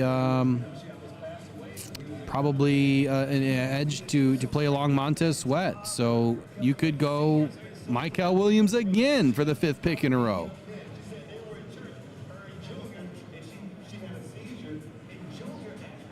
I'm just going to keep saying Michael Williams so he slips all the way down to 28. That's my plan here. Is that the player you really want? That's the plan. Oh, yeah, I'd love to see Michael. I think it's Jalon Walker here at number 10. You think this is going to be the first edge off the board? Yeah. Could be. The bigger pick that I like Or here is linebacker. I like Tyler Warren here, too. Yeah. So I think Tyler Warren could be an opportunity for them. If you think about it, you know, Ben Johnson's going to want to mimic everything that he did in Detroit, right? So I think that if you take Tyler Warren here, he is the top tight end in the draft. Makes a ton of sense. It's going to help Ben Johnson's offense. I'm going Tyler Warren. That's my final. Tyler Warren. I don't know. What if they go Jalon Walker? They could. They absolutely could. I'm going to go with Jalon Walker here because he's pretty high on your list, and I know he's very high on a lot of people's list, and they thought he was going to go very early. So Tyler Warren's on my board right now at number 6. Jalon Walker's at number 8. Matthew Golden's at number 9. Malachi Starks I had at 10, but I didn't adjust this list for 3 days. So the Bears are getting some booze. So I'm going tight end here. Let's see who it is. Oh, so the NFL announced that the schedule will be released on May 14th. What happened to May 15th? I don't know. Yeah, so there's a lot of blow pack blow chants going on and booing of the Bears. The Bears finally beat the Packers for the first time in a long time this year. Bear selection is up. Yesterday, the NFL family lost a true legend. Bears Hall of Famer Steve McMillan. Oh, man. The fallen Bear. The McMillan family during this incredibly difficult time. Misty, please know that you are in our thoughts and prayers. Mongo's remarkable contributions to the game and the community will never be forgotten. His legacy is greatly inspired. Just listening to Roger Goodell for a moment. Just still waiting Yeah. for the pick to come in. I've got Tyler Warren going here. The fourth pick in the 1975 NFL Draft, the Chicago Bears selected one of Stephen Reichel's teammates and closest friend, Walter Payton, running back, Jackson State.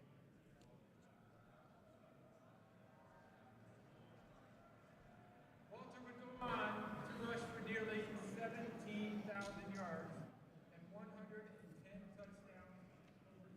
Well, while they're going through that, I'm going to talk a little bit about the 49ers until the selection comes up. So San Francisco 49ers being on the clock next, their 11th pick. I'm looking at defensive end, defensive tackle here, offensive tackle, corner. They need everything. They're in a full rebuild. They do a lot of draft work. They try to get a lot of comp picks every year so that they can select a lot of players, but they also have more than a 50% attrition rate. Here's the pick for the Bears.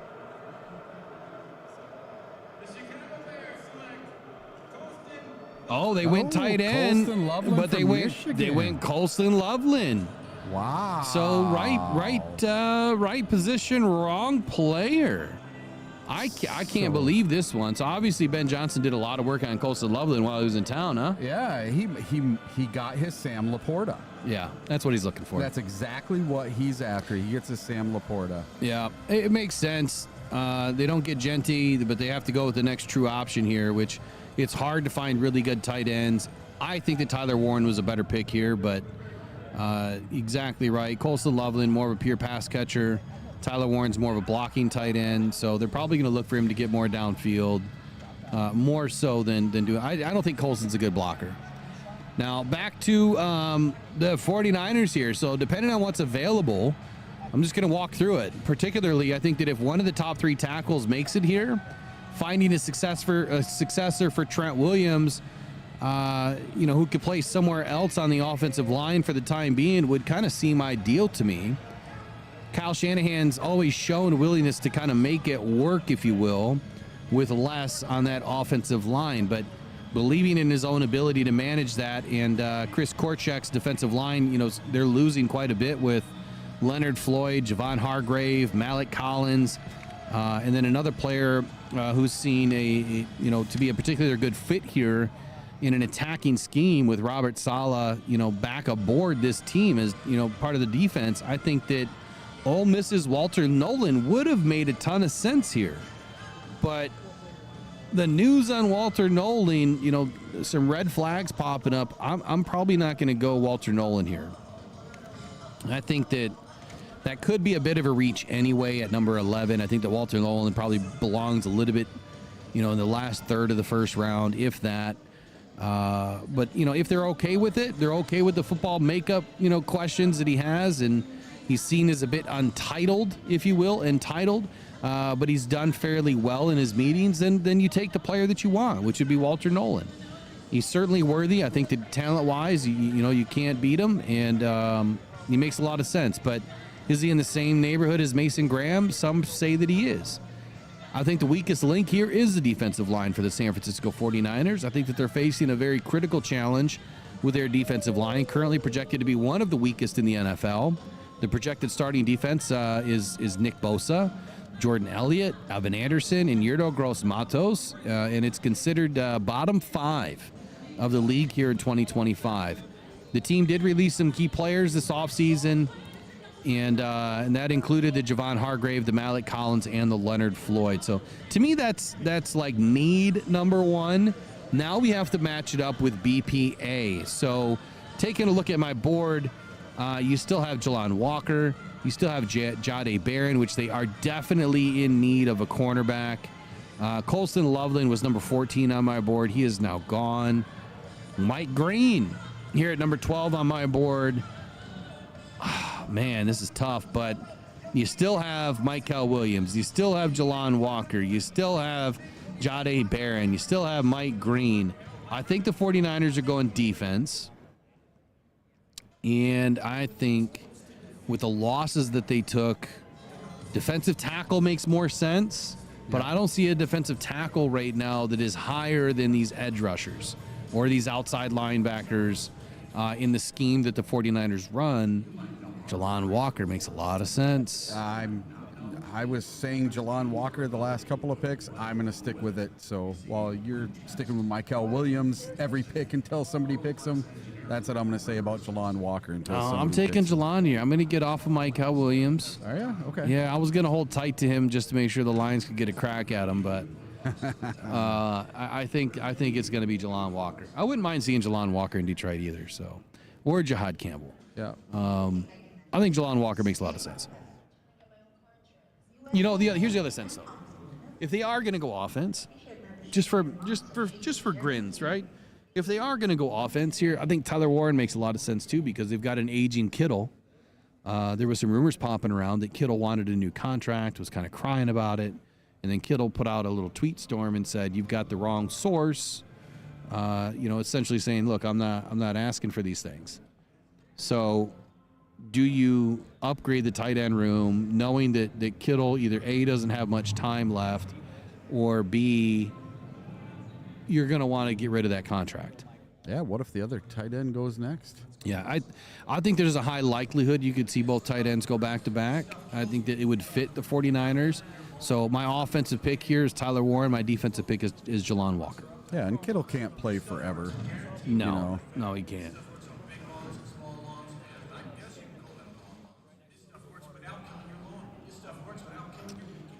All right, so let's see here. We got 136 people in. Hopefully, you guys have all liked the stream because I can't see it. Well, it looks Over like there's 80. looks like there's 63 likes. Over 80 I likes. can't see anything. 84 likes right now. All right, so while we're, I think, going through a little bit of a commercial break right here, I am thinking of a number, and it's going to be between 0 and 40. He's going to 0 write it and down. 40. I'm going to write it on this piece of paper, and when I say go, you got to fill up the chat with a number. The first one to get it right is going to win a grab bag. And Eric sees the number. We're ready to go. All right.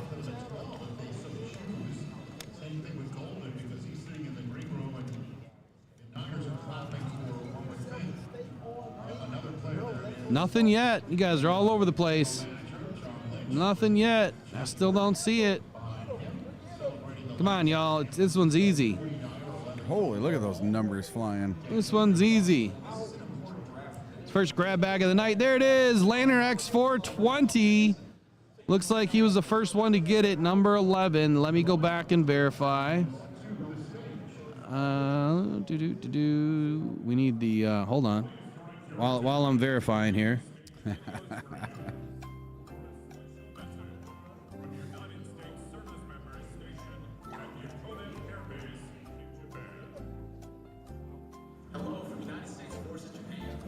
All right, Eric, what was the number? Number 11. All right, and it was Lanner X420. So you're going to get the first grab bag.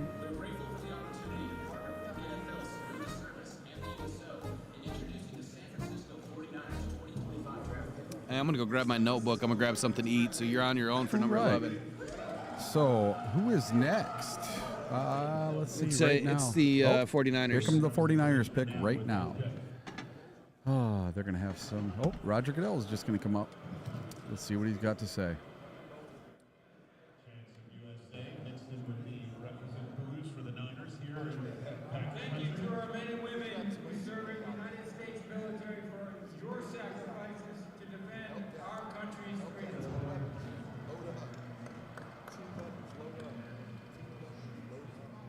With the 11th pick in the 2025 The 11th pick. NFL Draft, the San Francisco 49ers select Michael Williams, there he went. It was the pick that Will was talking about all afternoon. He finally went off the board. I really thought it was going to be Jalon Walker. I can't believe that guy is not off the board yet. So, big defensive tackle. Figures I step off the pick and it's Michael Williams.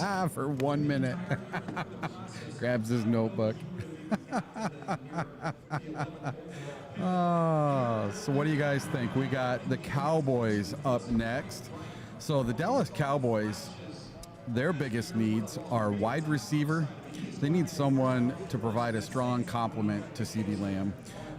They need a running back because they don't have anybody left. And defensive back, they could add a defensive back, somebody to their secondary. They need a little help back there. And trade scenarios. So the Cowboys hold the number 12 pick and might look to trade down to acquire additional picks. Additionally, to recover a lost 4th round pick from this season. They could still aim to draft a quality player later in the 1st round. And staying at number 12 to address one of their primary needs with a high caliber prospect is also a likely scenario. While less likely, they could potentially trade up, but they did not. They are on the clock now at number 12. So the best player at number 12, well, let's see who we have left. We have Tyler Warren, Jalon Walker, Matthew Golden. Ooh, this might be where he goes. Malachi Starks, Jade Barron, Mike Green, Will Johnson, Walter Nolan, Gray Zabel, Donovan Ezrakow. They have a plethora of people they could take right here. Let's see. Egbuka. That is who I had going to the Dallas Cowboys. And he would provide an immediate boost to the receiving corps.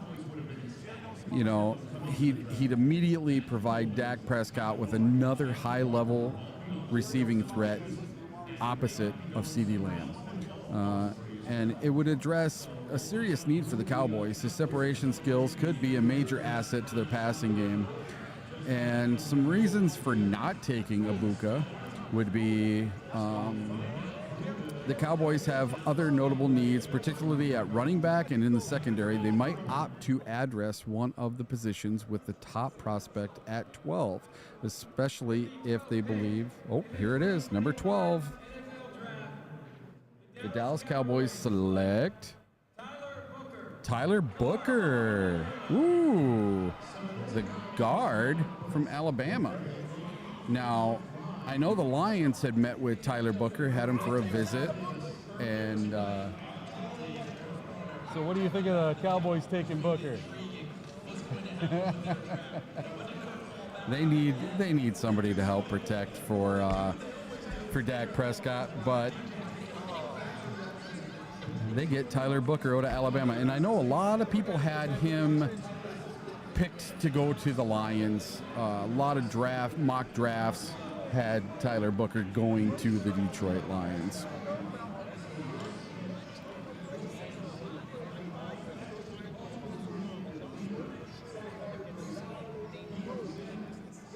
All right. Whole bunch of stuff going on here today. So you have to go up there and get live? What do you got going on there, Will? What's that? Well, just all the player interviews going on over there that we're missing. They're all stand-up. Yeah. I could go try to do that while you do this. I mean, It's up. I mean, you'd have to have your list of questions with you. yep. And then I missed dinner. Apparently, it ended at 8.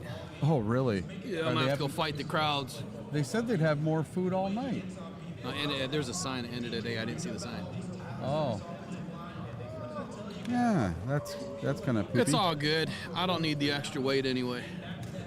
So now the Miami Dolphins are on the clock. So my Michael Williams, the minute I don't say his name, he gets taken. The minute you get up, Michael Williams goes bye-bye. And then Tyler Booker, the kid that many people had going to the Lions. You know, the Tyler Lions. Booker Yeah, going to the Lions. yeah. Better not be. No. He just went to the Dallas Cowboys. Oh, good. Yes. Let me go back and look at my Dallas Cowboys stuff here. What did I have? So Dallas Cowboys, I said McMillan and Texas's Matthew Golden are both names of interest here. Rumors are that Michigan's cornerback Will Johnson could also be a fit. Johnson's knee giving him, some teams a little bit of pause. Could see him slide a little bit. I think that the biggest needs based on the depth chart in free agents for 25 would have been guards were last. So I had running back, wide receiver, outside linebacker, cornerback, defensive end, and offensive line last. So they went offensive line first. Cowboys doing cowboy things. Keep sucking. Miami Dolphins up next, yeah? Yep. So, the Miami Dolphins. I had their biggest draft need as offensive line, specifically at tackle with Teron Armstead's retirement. This is a significant need. And then on the defensive line, to build a tougher unit, they could use a cornerback and a safety. Replacing Javon Holland is another potential need. So Lanner 420X, you know the drill. I think you've won before. Make sure you email me at mailbag@rockdown.com. Mailbag@rockdown.com, and we will get you all set up for shipping here on your grab bags. Now, you remember earlier when you were talking about, number 8, number 9 kind of trade? This at 13 might be a candidate for some kind of trade with our Detroit Lions, don't you think? I mean, I don't think so. No? But well, let me think about this logistically, right? Let's look at the board. Michael Williams, where is he at? Where did I have him? I don't know why. Number 30. I had him so low on my board. A lot of sliding was supposed to happen, and then you had Tyler Booker. Yeah, I didn't even have him in the first round. I did not have him as a top 36 football player. Really? I just didn't. I just seen some more value in some of these other guys that you're not going to find in some of the other guys like Malachi Starks. Remember, I didn't update this list for a few days, so Yep. I mean, at Shedeur Sanders at 21. I mean, so far that's holding. At Jihad Campbell at 20. Donovan Ezeraku at 19. Gray Zabel at 18. So when you look at the list, right, I think the Lions are pretty in pretty good shape.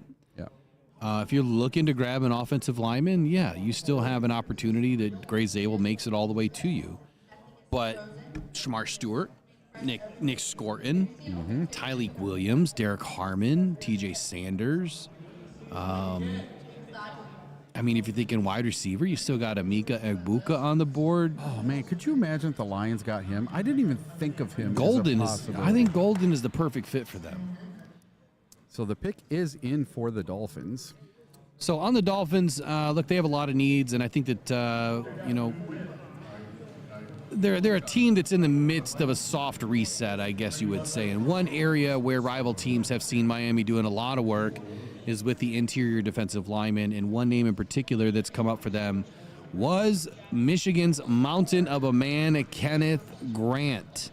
So he's another one that you might not see this high in a lot of mock drafts, but it's kind of part of the next group after his ex-teammate, soon-to-be ex-teammate, Mason Graham, went earlier in this draft tonight. So along with Walter Nolan and Oregon's Derek Harmon, Grant could make a jump right here. They've done a ton of work on him. So unless they think that they're going to have an opportunity at 48, you might see, the Dolphins go after defensive tackle. If not, I think that the next logical choice here is corner.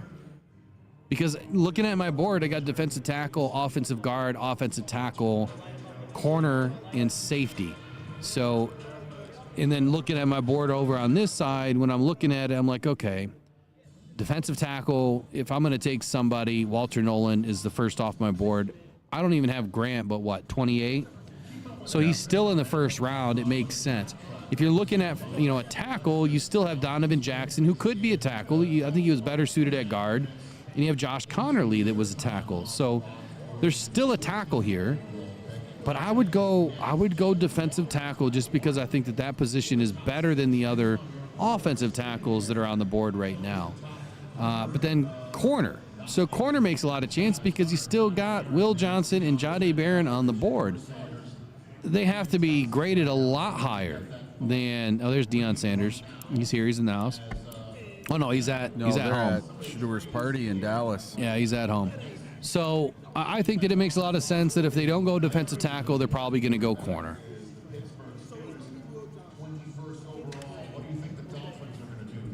So who's going next?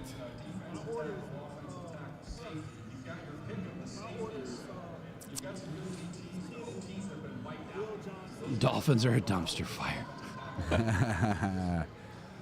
Will Johnson is the pick.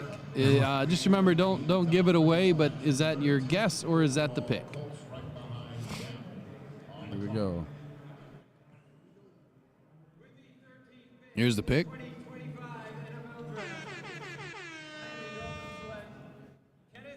Kenneth Grant, there it is. There he goes. Bing, bing, bing, bing, bing. I win one.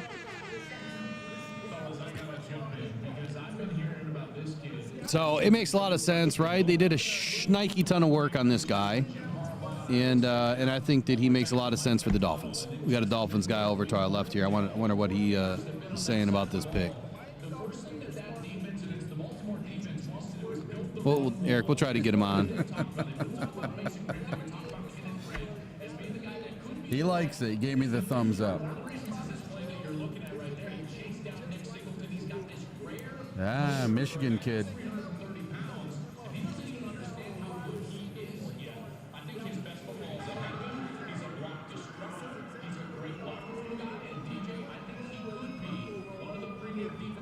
All right, so up next we have, man, we are halfway there.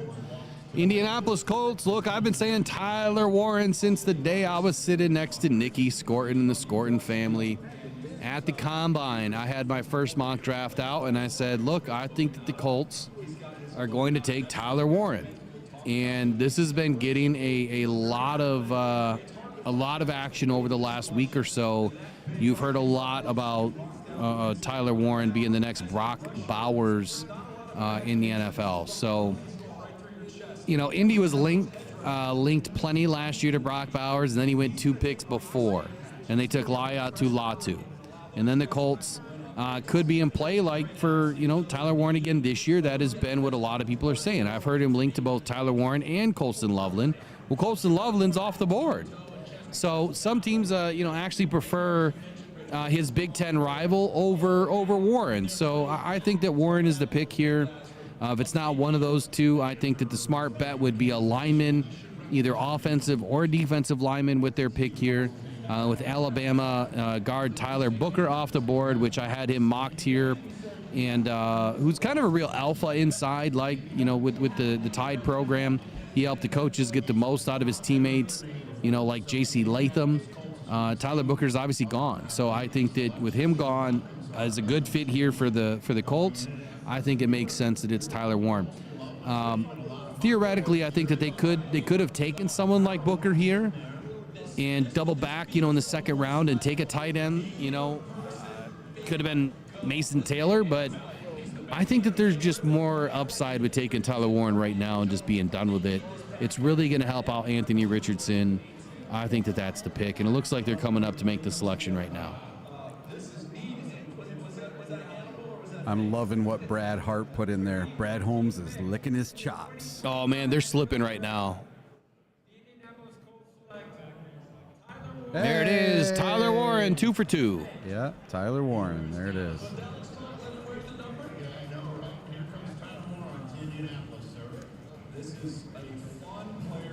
Now, I haven't spoken a lot about the Lions tonight, and look, this has been an incredibly difficult draft to try to figure out. Now, I know I get a few right here or there, but this has just been an incredibly difficult draft because of the fact that you really don't have all these true number ones. Man, what are they going to be able to do? And I think it all depends on what happens before them. And so far, the way that this draft has been going, I mean, look at my board, Eric. Yeah. I mean, look at how I had these guys labeled. So I'm only missing pick 8, 9, 10, 11, and 12 right now. Otherwise, I have all of them picked exactly where they're being taken in, you know, as far as like top 5, top 10, top 15 picks. Yep. So I think that as this draft continues to move, you're going to have Nick Scorton, Trey Amos, Tyleik Williams, Derek Harmon, TJ Sanders, Shamar Stewart, potentially in the range for the Detroit Lions. Yeah. I mean, right now, Shamar Stewart, I have him at, where's he at on my list? 23. I have Trey Amos at 27, Nick Scorton at 29, Tyleik Williams at 33, Derek Harmon and TJ Sanders at 34 and 35. I have James Pierce at 32, Demetrius Knight at 36. That is giving the Detroit Lions a wealth of opportunity at 28. Yep. So given the way this draft is going right now, what is your feel for where the Detroit Lions are going to land for their first pick? I think they're going to get exactly the type of player that I thought all along. They're going to get a great edge or defensive player at number 28. And in no way, shape, or form did I think Jalon Walker or Jihad Campbell would still be on the board. Now, maybe they come off before they get to the Lions. You have Shamar Stewart, you have Nick Scorton, James Pierce, Mike Green, all these edge rushers. You got 5 edge rushers still on your top 36 that are still out there for the Detroit Lions that they could grab any one of them in the first round. It is just amazing to see how this board is going. It's kind of weird. So I think that it's kind of what let me try to say that again. I think what's happening here is helping the Lions, and at the same time we could see a run. So you remember yesterday when we were talking with Daniel Jeremiah, he kind of had the same idea, that I was thinking there's going to be this logjam at 28 of really good football players. But at the late teens, early 20s, we might see a run of edge. And if that happens, you might see everyone's hopes kind of dissipate for getting an edge rusher early. However, like I've been saying, this is a draft about value. I think that there's going to be better value in the second round for the Detroit Lions to find somebody that is, still going to give the same style of production that you're going to see, out of a Jalon Walker or Jahad Campbell, Donovan Ezeraku in their first year, Shamar Stewart, Nick Gordon. If they're all gone, I still think the Lions are going to find someone that's going to give them similar value, upside, and production in year one. It doesn't mean that they're going to miss if they don't get this top flight guy. I think that with the right coaching and the right system and the right defense, any one of these guys is going to be able to produce at a high level. So I'm not out on the Lions passing on an edge in the first round by any means. I think that they're going to have their pick of the litter, like I said earlier, at 28, whether it's defensive tackle or edge. Hell, it could be offensive guard at this point. But with all these tackles going off the board and a lot earlier than expected, I don't think the Lions are going offensive line at all. And they're definitely not going tight end at this point. No, with the way this board is falling right now, best player available is not a guard, in my opinion. No, guard, it's way too early for a guard, but if you want one of the best guards in the game, it's going to be Gray Zabel. Yeah. I can't imagine that he makes it to 28, but if he does, I guess it goes in line with kind of what we were hearing on him slipping a little bit. Teams just didn't know what he was going to be. Is he a center? If he's a center, why would you take him in the first round? Yeah. Is he going to be a guard? Okay, you could make an argument for taking him in the first round. If he's not a tackle, he's going to slip. Yeah. It is what it is. So Atlanta Falcons are up next at 15, correct? Yes, they are. This is where we were seeing the Detroit Lions possibly trading up if the board was working in their way. Well, the board is working in their way. So I don't see them trading up. Yep. I just don't. Not at 15. I think the next logical choice is going to be probably with the Broncos or the Steelers. That the Detroit Lions make a move. The Broncos, and the Steelers both could benefit from, I guess the way the board is falling, the Steelers could benefit from a quarterback in Shedeur Sanders. They could also benefit from a quarterback by selecting Jackson Dart, at 28. He could be there. Tyler Shuck, gonna be there at 28. Quinn Ewers, gonna be there at 28. So there's more opportunity for the Steelers to take a quarterback if that's really their plan and trading back. And, the Lions, if they were to move up to the 2021, it's not going to cost them a whole lot. You're looking at a pick swap 28 for 2021, and you're probably going to add a third-round pick this year and potentially a fourth-round pick next year at the very most. Yeah, it's kind of a lot. You'd like us to keep our third-round pick this year, but then again, I think the Lions, if they get 3 really good football players in this draft, I think we're winning. I really think the Lions are going to stay put. The way it's going right now, I think so too. Yeah. You just got too many good football players. Take your pick of the litter, move on. And if somebody comes along with the right package of picks for you, you take it.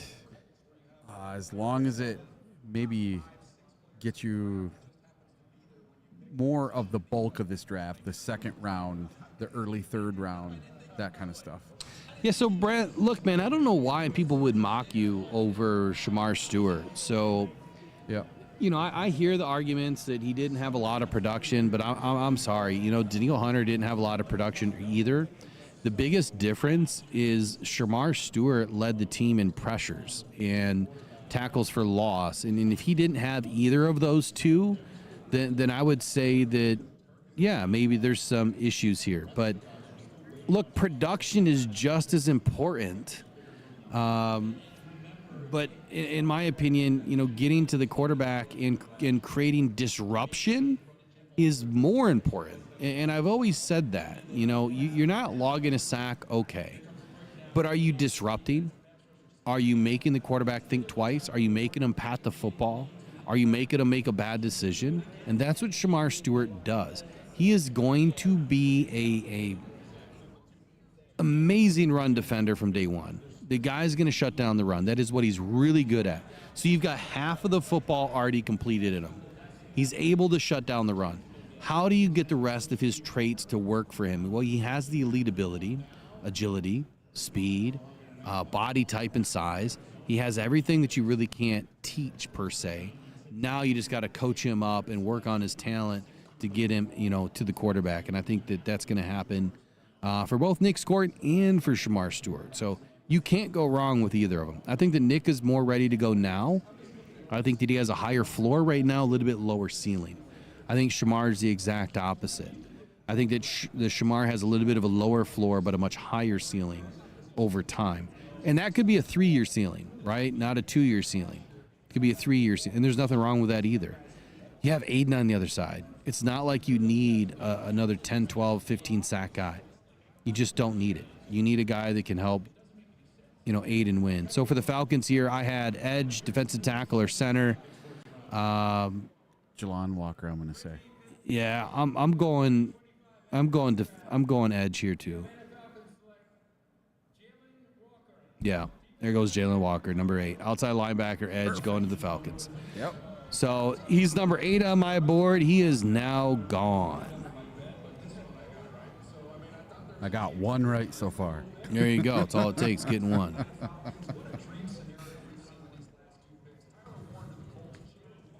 Had to get it in at the last second.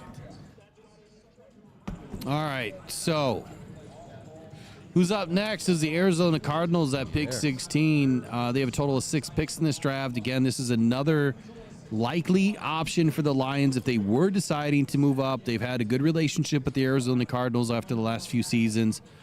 I think that it makes sense for the Lions if they were going to be a trade partner. This is a team as well. But if not, the Arizona Cardinals are looking to beef up their edge, inside linebacker, guard play, and wide receiver. Alabama's Jahad Campbell has come up a ton as an excellent fit, and especially for the general manager Monty Osenfort and coach Jonathan Gannon. They've emphasized in their first 2 seasons. Jahad is tough. He's smart. He's versatile. I think that he's capable of playing both off ball and on the edge.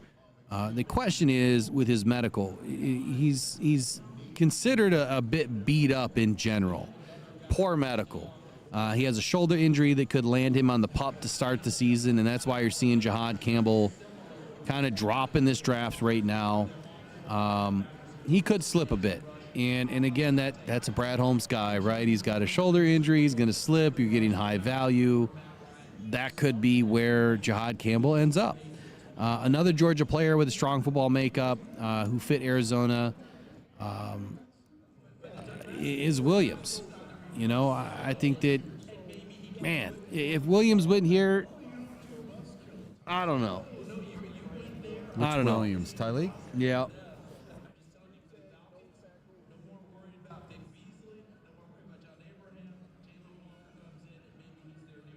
I think it's Jahad Campbell. Yeah?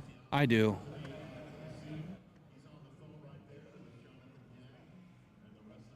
Yeah, Jelon Walker's already gone.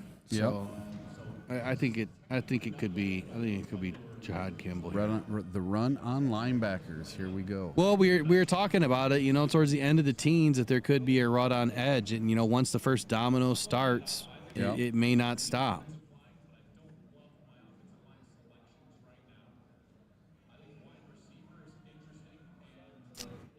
I just heard someone say over the mic here that they think wide receivers interesting. I don't know who said that, but they just took Marvin last year. Why would you take another wide receiver this year? And they also said, offensive line, didn't interest them a whole lot. Again, I don't know who just said that, but I feel the same way. You have all the tackles pretty much off the board already. You could reach for a guard. They need a center. It could be Gray Zabel. Yeah. It could very much be Gray Zabel. I have Gray Zabel at 18, so that's very, very, very close right now to where the Atlanta Falcons are picking. Arizona Cardinals are picking at 16.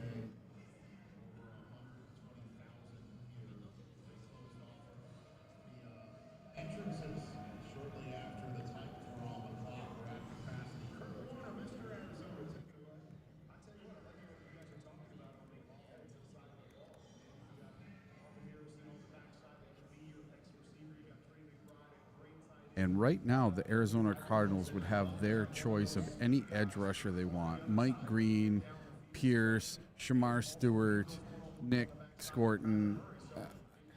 They could go anybody. Pick us in for the Cardinals. I'm going to go grab my pretzels real quick. All right. Jod Campbell's my pick. So Will's saying Jihad Campbell. I'm going to go with one of the edge rushers. I think it's going to be an edge rusher. Let's say Mike Green. I'm going to say Mike Green goes here just to get us started off, kicked off on the whole edge rushers going here. Because so far it's only been Abdul Carter, Jelon Walker, but he's a linebacker / edge, and Michael Williams. So only 3 of them have come off the board so far. Oh, and they're talking about Shadur Sanders on TV. He's not going to Arizona. I'm sorry. It's going to be the Steelers are no one in the first round as far as I'm concerned, unless somebody trades back up in.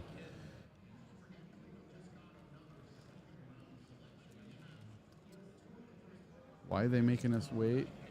Who knows? But the pick is in for the Arizona Cardinals. It'll be in here in just a second. The Pistons are going to overtime. Must be playoff basketball right now.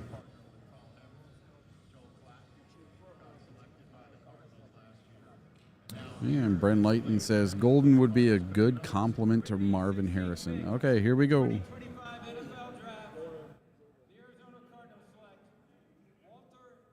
Oh, Walter Nolan went to the Arizona Cardinals, the defensive tackle. Walter Nolan. That's crazy. I didn't even have that on my list for them. And up next, we are going to have the Cincinnati Bengals. The Bengals could use an offensive guard, a defensive tackle, or an edge rusher. Because, you know, they have that edge rusher that led the league in sacks, Mr. Trey Hendrickson. What are they going to do here? If you were to see a trade, this is where you would see it in the next 5 minutes for Trey Hendrickson. But I don't think Trey is going anywhere. I think Trey is going to stay put. The Bengals could be a candidate to trade back, especially if they feel they can still get a quality defensive lineman or offensive lineman later in the first round. A trade back could allow them to pick up extra draft capital. Let's see. Based on mock drafts, a top defensive lineman, an offensive lineman, or potentially an edge rusher could still be on the board at this selection. And this says that Derek Harmon, defensive tackle from Oregon, is a player frequently projected to be selected by the Bengals at number 17. So why don't I stick with that? I'll stick with Derek Harmon as my pick for them at 17. The Bengals need to bolster their interior defensive line, and Harmon is considered a strong prospect at the position. He's a mauler who could provide an immediate impact against both the run and the pass. Now, here's a couple of things that are not so great about Derek Harmon. The Bengals also have need on the offensive line, particularly at guard, and could look to address that to better protect Joe Burrow. So they are still on the clock. They got 5 minutes and 34 seconds left, and we're going to see what the old Bengals do. Does anybody think that they trade Trey Hendrickson in the next 5 minutes? Or do they stay put? Or do they trade back?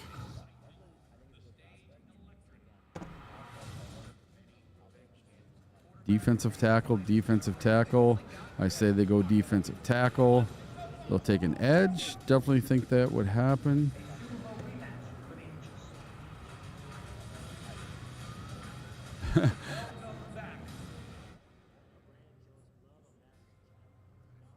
A Hendrickson trade would be nuts. This whole room with a couple hundred media members would go nuts. They've gotten kind of loud a couple times, clapping for some of the picks as we go along. Who did they take? They're on the clock. Cardinals did they already Or Cardinals picked. Cardinals took Nolan. Oh, really? Yes, Cardinals took Nolan. Will was gone for a few minutes. Must not have been hearing the speakers in here. So behind us, there's basically no one, but in front of us, there's a couple hundred people sitting at thousands of tables in front of us. Here, Will, turn the camera around, show you guys what's going on behind us here real quick.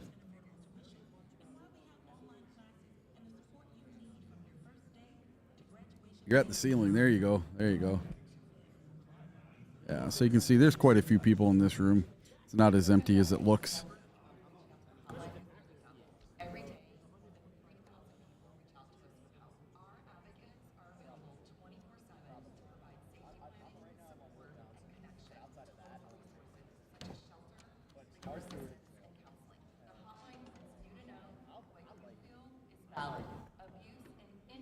Yeah, there we go. So what do you think of Nolan going to Arizona? He didn't slip as far as what many were thinking, so that's a good pick for Arizona. Yeah. Now, we took their Roy Lopez, so they were obviously down on defensive tackles. Yep. And it's a good pick, man. I think Walter Nolan's probably one of the more polished defensive tackles. The only issue is he just had a lot of there was a lot of concerns about his toughness, on the field and taking plays off and things of that nature. Look, it works. It works for them. So he's a good football player. Maybe they, be able to pull everything out of him that, that maybe the flags, aren't as big of a concern for them. So we got next up is Cincinnati Bengals here. Yep. I've been saying the whole time for Cincy that this has got to be an edge. They've got issues with Trey Hendrickson. They haven't been able to work out a deal yet. And quite possibly this is where they fulfill the edge of the future for the Bengals. 3 picks inside the top 100. If they don't do it now at 49, he's probably, they're probably going to miss out on a really good edge rusher. I think it's defense here. Sam Hubbard's retirement, Miles Murphy trending towards, bust territory. This could be a third straight edge rusher. Campbell, would be a fit for the new coordinator, Al Golden's scheme. But again, look, the team is comfortable with where he is from a character standpoint. Campbell would have been great, but we'll see. We'll see if Jihad Campbell goes here for Cincinnati. I see Jihad Campbell more as a linebacker. Obviously, he's going to be utilized in that situation. And then you have Johnson or Barron. They could use a cornerback for sure. And this could be where you see the first corner off the board. Ooh, that'd be different. I just think it's edge just because of, the fact that Hendrickson doesn't have a deal yet, and they're kind of limping him along a little bit. I think that they go edge here, but if they don't, I think it's corner. So for edge, my pick is going to be, would be Shamar Stewart here. Not that I want that, but I think that would be my pick for edge. And for corner, it would be, I think that they would pull the trigger on Will Johnson.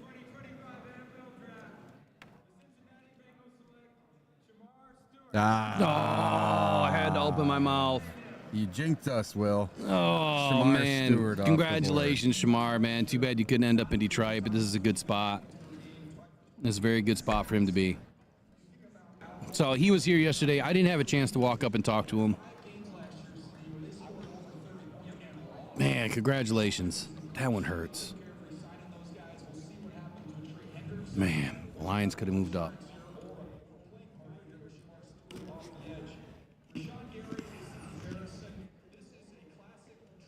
But hey, my board's working, my notes are working. So far, what is that for me now? Not doing too bad. No, you called that one.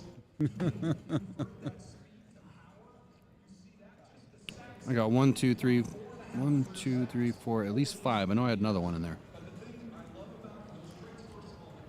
But again, Mike Green, like I said in the very beginning, a lot of people disagreed with me when I said that Mike Green was going to slip. Mike Green was not going to be as highly sought after as you thought. He's slipping. He was supposed to be a top 10 prospect. We are now at pick 18. So what do you think about wide receiver for the Seattle Seahawks? Well, I don't even have wide receiver as an option, Really? but They lost. I see pick 50 and 52 for them is where they're going to grab a wide receiver. Ah, okay. I think that they could move up. Excuse me. I think that they could move up potentially to get, the bigger wide receiver that is going to be available early in the second round. I think that they could package to move up to do it if they needed to. I've heard Gray Zabel's name connected with the Seahawks a whole bunch.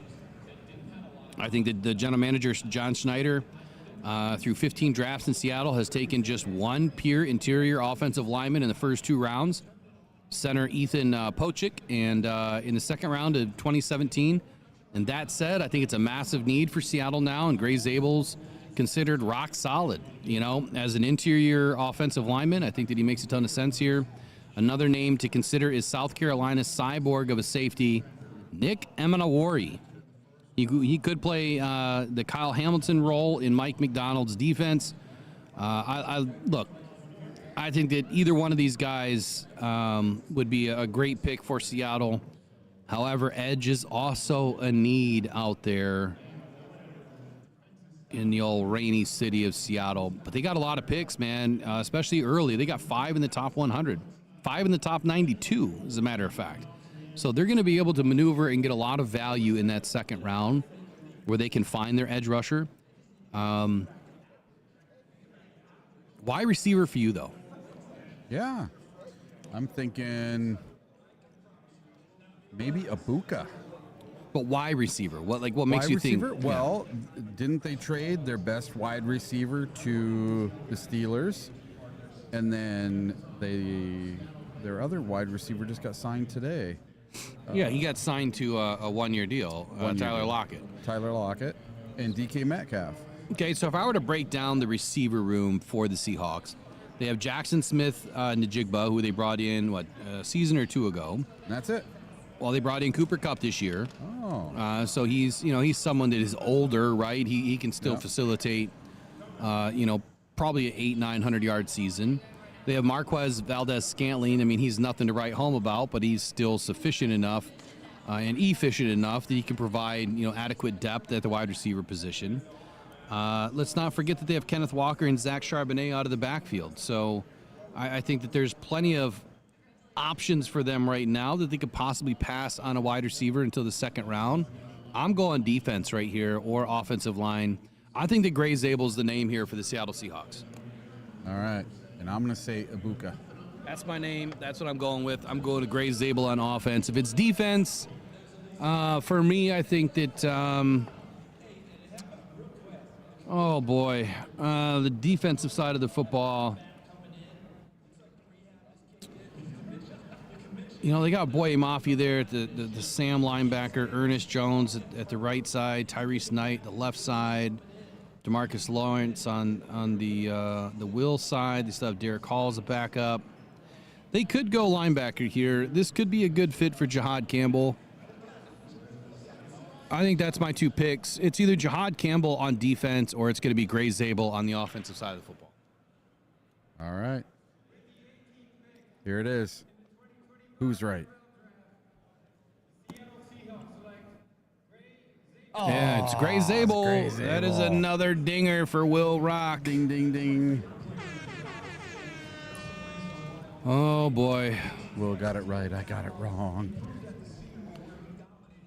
Well, hate seeing Gray Zabel go. I know that was Trace's favorite offensive lineman so far this season. Hey, he's going to a good team, though. And I think he's going to do just fine. I think Gray Zabel's going to be a hell of a football player. Kid loves football, man. You can't find a bad thing written about this kid. You just can't. I'm surprised that he lasted this long, but he is a true guard. Being taken at pick 18, I think it's a great landing spot for him. I think that he's going to do well out there, and it's a bit early for a guard, but man, the guy's so talented. His agility was off the charts. So congratulations, Gray Zabel. Denver Broncos up next. This is where I start to see Lions getting a little bit of antsiness to them. If you are going to facilitate a trade up, this is the last spot to do it, I think. Now, last year they traded up, 28 to 24? Or 29 to 24? What was it? What were we, 29 to 20 to 24? Or we selected Terrian. We were 29th last year. Yeah. So I think they're comfortable moving up 4 or 5 picks and only giving up, a limited amount of draft capital. And at that area of a move up, you're definitely not giving up much, right? Maybe a 4th round pick. So if they're going to do something that's going to involve some draft capital, the Broncos only have 3 picks inside the top 100. They definitely need a lot of help on that defense and the offense. So I think what we need to know about the Broncos is they have explored trading up and down for the last couple of weeks. There's been a lot of rumors spread about them. The information that I've had is they wanted to move back way more than just moving forward. They are one, they're one of the few that have actually looked at moving north up the board. Not a whole lot of teams did. So if they were to trade up, which they obviously didn't, my sense is it would have been that they viewed, special offensive weapons such as, Jeanty or Loveland. Well, they didn't do that. If Loveland or Warren didn't fall back to them at 20, then it's possible that they might look to Omarion Hampton here at pick 20. I think it's a bit early, but Omarion Hampton is still a special football player, and I think that he's going to be exciting. I think that if the Denver were to wait and just wait till a little bit later, early second round and trying to move up from 51, they could end up with somebody like Travion Henderson, which I think he's going to be another special running back. Running back class is pretty good. I think you're going to find some really good value a little bit later, so they could probably wait on a running back. Henderson to be seen kind of as that joker position inside of Sean Payton's offense that they're looking for. And look, the next landing spot, I think, for this team is offensive line. The only 3 free agents in 2026 that they have, center Luke Wattenberg, right tackle Alex Polsekwi, and left guard backup Throckmorton. So they only have 3 free agents. The Broncos may be looking to add some depth here to be ready for the future at the position, but the O-line is in great shape for 2025 and 26, with the balance all under contract through 2027. Let's see, what else did I have here? Their offensive line produced a pressure rate of 28.3%. They only allowed 4% of dropbacks, resulting in sacks. So pretty solid job last year. Bo Nix had 3.03 seconds of throw time, which is not seen very often. So they did a really good job protecting Bo Nix. I mean, could they go tight end? I just don't see a third tight end coming off the board in the first round. I really don't. Could they go Josh Connerly or Donovan Jackson to, double down and secure this offensive line for the future? They absolutely could. But wide receiver here. I think that Bo Nix is going to need a weapon for 2025 by the name of Matthew Golden or Emeka Egbuka. That's where I'm going. Wide receiver here for the Broncos. That's my pick. Yeah. What about Tampa Bay? What about Tampa Bay? Tampa Bay's pick is in. I thought we were on the Broncos. We're on Tampa Bay. Well, shit, I better talk about Tampa Bay, huh? Get her in quick. All right, so Tampa Bay, I think they need an edge. I think they need a corner, and I think they need an inside linebacker. This could be the fourth edge rusher in 5 picks. Boston College, Donovan Ezeraku is the one to watch here. That is my pick for Tampa Bay Bucks. If it wasn't him, they could go with the cornerback Maxwell Hairston or Jade Barron. as my second option. I think it's defense. I definitely think it's defense. So for me, it's simple. Donovan Ezeraku fits this Bulls team like a ton, like a glove, and so does the speedster Maxwell Hairston for the cornerback, or Jade Barron. So those are my three options. It's going to be edge, Ezeraku first, Hairston second. What do you think?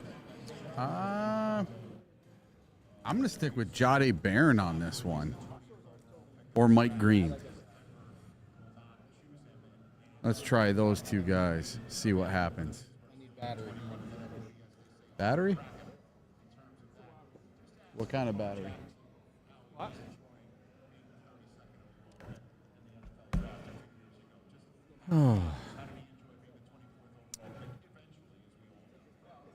So the Buccaneers pick is in. We're just waiting for them to announce it here. Somebody we didn't talk about was Malachi Starks. He is still on the board, the safety. Starks is a highly athletic safety with the versatility to play in multiple roles. He offers pedigree and high-level experience from Georgia and could provide a significant boost to the Buccaneers secondary.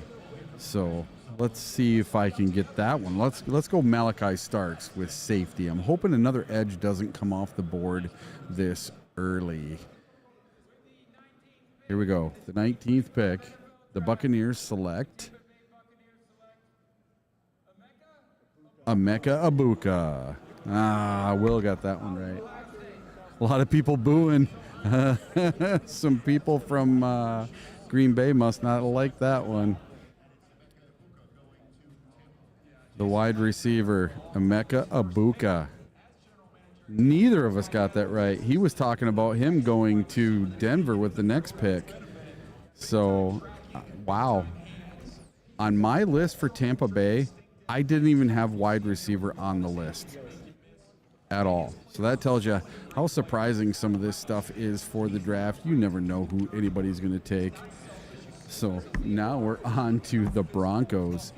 The Broncos, they could be looking for a running back. I've heard Amarian Hampton to them a whole bunch. Like Will said, they need to add another wide receiver for Bo Nix. He needs a weapon. And then tight end. I've also heard a lot about tight end. So Tyler Warren is gone. Who's the other tight end? Colston Loveland is gone. And I just don't see another tight end that is high enough for them to go after. So they could also go linebacker. But I'm going to stick to either running back with Amarian Hampton or a wide receiver like Matthew Golden on this next pick by the Denver Broncos. What are you guys thinking in the chat? What are the Broncos going to do? Was anybody surprised by Egbuka going to the Buccaneers at 19? Neither one of us even came close to guessing that one.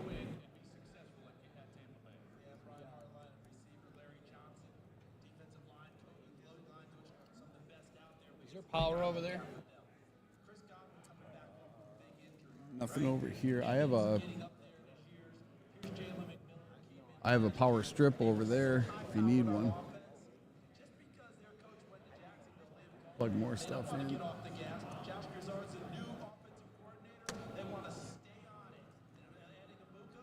Ran out of power.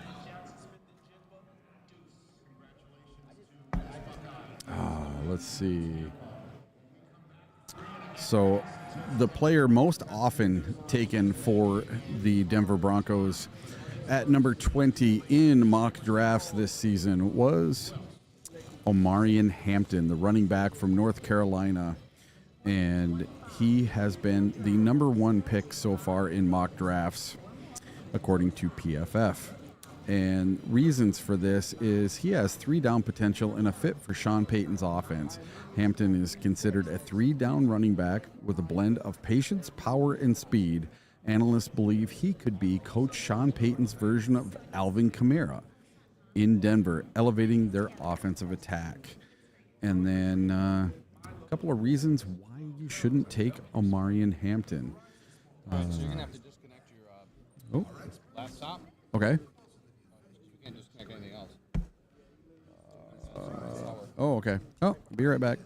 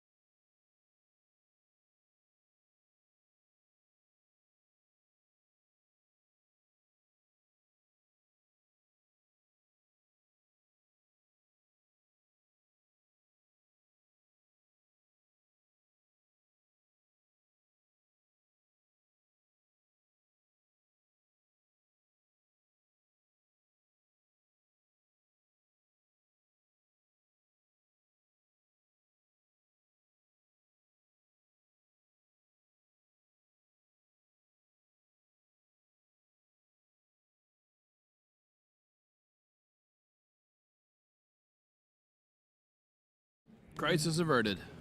All right, so Egbuka off the board. That was a crazy one. Well, I think that doesn't really change a whole lot then for where I was at, which was how the hell did I get on the Broncos? Because you went to the Broncos first. You were talking about the Broncos when you were supposed to be on Tampa Bay. Do I have the Broncos in the wrong spot? Where are they picking? Broncos are 20. Tampa Bay was 19. You got missing Tampa in there somehow. Oh, somehow it got in front. So Broncos are up now, yeah? Yep. So the Broncos are up next. I'm thinking Amari and Hampton or Matthew Golden.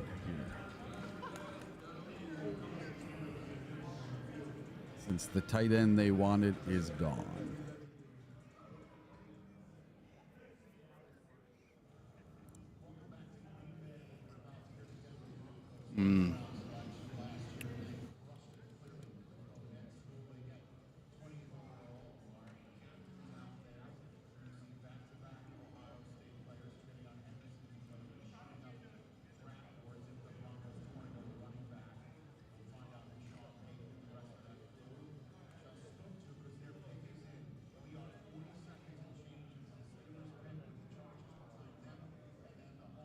Oh, wow.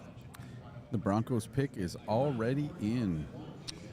Okay, so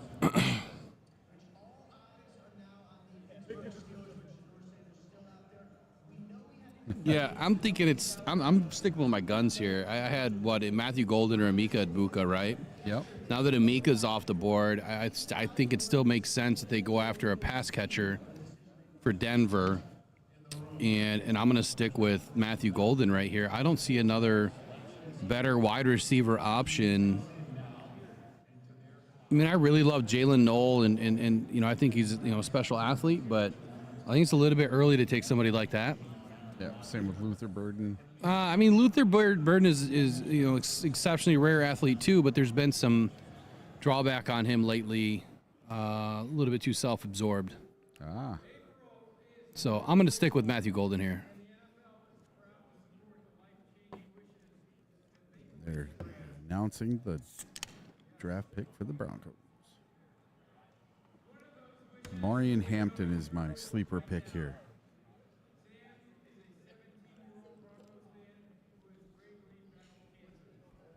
And then we're going to get on to the Pittsburgh Steelers and the never-ending drama for 5 minutes of the Shedeur Sanders drama.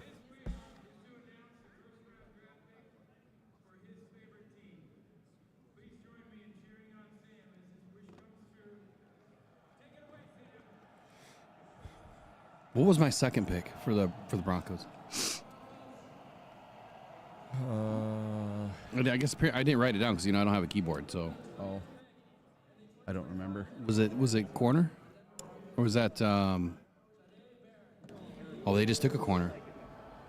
Jahdae Barron. There we go. There's a corner going off the board. I don't remember what my second pick was, but it clearly wasn't a receiver, so. Nope. Jahdae Barron off the board. Man, he's a hell of a corner, too. Wilson is, Will is slipping here. Oh, Will Johnson? Yep, he's slipping. As expected. Too many concerns about injury. I expected Jahdae Barron to be the first corner off the board, and he is. This guy's going to be good. Tells me Trey Amos might make it to the second round. I think Trey Amos could be the second corner off the board. Oh, that too. Yeah. You know, just like I thought that Trey Amos was going to climb, and he has, man. He has climbed way up. So Pittsburgh, this is an interesting pick. A lot of talk about Shedeur Sanders. I mean, this was the natural fit. I had Shedeur Sanders, I think, going 21 to the Pittsburgh Steelers in my last 2 mock drafts as a natural fall. And here it is, as a natural fall to the Pittsburgh Steelers. Now the question is, are they going to bring this guy in? What do you think? I don't know. Well, that's not the answer I'm looking for. I think that, I don't know. As far as ready to go quarterbacks, it's either him or Jackson Dart. So honestly, I love Jackson Dart. I think that he reminds me of the next Josh Allen. Yeah. When you watch him run, he has a little bit of Patrick Mahomes in him with that slippy slide that he does. He's kind of waddles. Yeah. And you don't know which direction he's going to go. And then you have that Josh Allen that's just a bulldog. Uh-oh, do we got a trade or do we? Oh, they're talking about Shedeur Sanders having a phone call.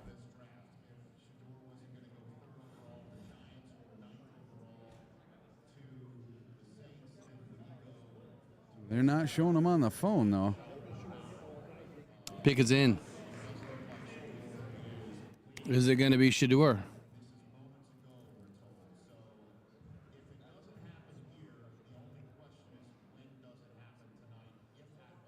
It may not happen tonight. Yeah, I don't think it's happening tonight. So my picks for this, if there were, there's a lot of folks thinking that Sanders would land here, and I was one. And Mike Tomlin's relationships could obviously play into that with Deion Sanders, and I don't think that there's an overwhelming consensus to pick the Colorado star here, but perhaps a growing acceptance of the idea over the last couple of days that Pittsburgh would be a great fit. Now the Steelers have also done a lot of work on Jackson Dart, so look, there's the prospect of what drafting a quarterback at 21 could mean for their pursuit of Aaron Rodgers, which has been put to bed a long time ago. It seems like this is a real fragile place. Is it Dart? Is it Sanders? Or are they going to pass and do something different and hopefully be able to come back up and do something? They don't pick again until 83. So if they really want to add a quarterback in this draft, they're going to have to do it now. Yeah. They'll end up taking a defensive player. You watch. Well, they have dived in on the defensive tackle class, so it could put them in play for somebody like Derek Harmon right now since Grant is gone. So my pick on defense is going to be Derek Harmon. My pick on offense is going to be Shedeur Sanders. Here it is.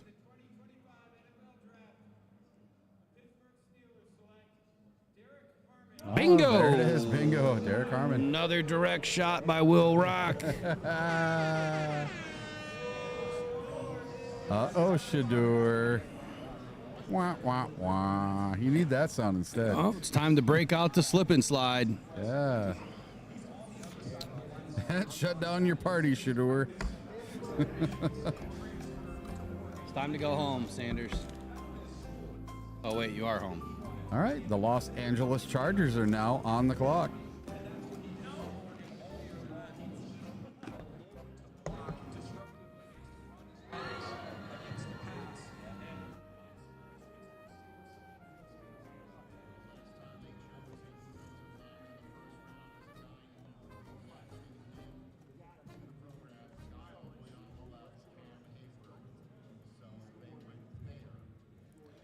So there are some very, very good football players left on this board right now.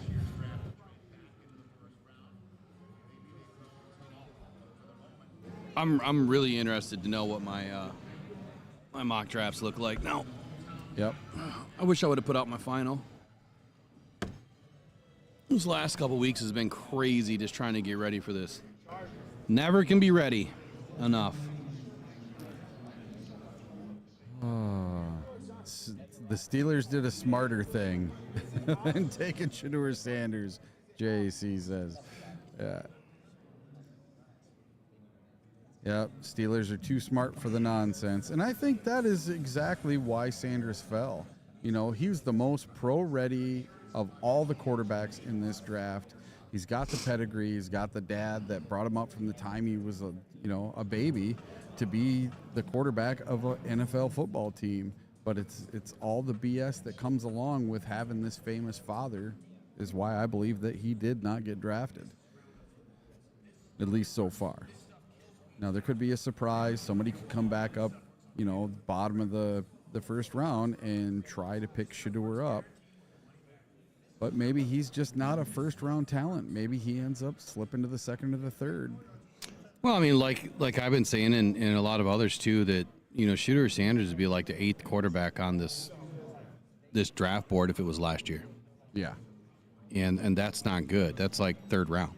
Mm-hmm. So it just happened that last year we had 6 quarterbacks go or something in the top, I don't know, 13 or whatever it was, 5 or whatever it was. Too many went, not enough belonged to go there. I would say that Sanders is plenty talented. I think that he still has. Look, I mocked him or comped him to Jared Goff. Yep. He has good arm, ball placement. Yep. I think he makes good snappy decisions. I think that he works well within structure. I still think he can roll out and make the off-platform throws. There's a lot more to love about Shedeur Sanders than there is to dislike. He's just not as pro-ready maybe as you think. Watch out, though. Let this kid get it, into the next level and see what happens. I think that given the right situation, I think that Shedeur Sanders is going to fool a lot of people. It reminds me a lot of last year's Caleb Williams and Jaden Daniels talk, right? There was a lot of discussion about Jaden Daniels that he just couldn't make the throws and had more, feet than anything. And I saw in that kid something different. And it started with his head, and it started with how he made decisions. Shedeur Sanders is making some of the very same style of decisions. He's very quick at processing. I do think that he gets to his progressions quickly, and if it's not there, I mean, he makes the right decision with the football. So I think he's still going to be a good option in the NFL. It's not going to last much longer. Maybe he's a 2nd-round pick. I don't think it really matters. I think if you do want him, I think you do want to move back into the 1st round to get him, though, so you get 5 years of control. Man, the Lions, like I said, are going to get a log jam, and right now that log jam looks like Matthew Golden if the Lions are looking to take a wide receiver. Jahad Campbell, I've said that linebacker is a big need for the Lions. He is still on the board. I doubt that they take a running back, not this early, not right now. Marion Hampton, yep, still there. Travion Henderson, still there. I don't think that's an option. Lions have been looking at corners.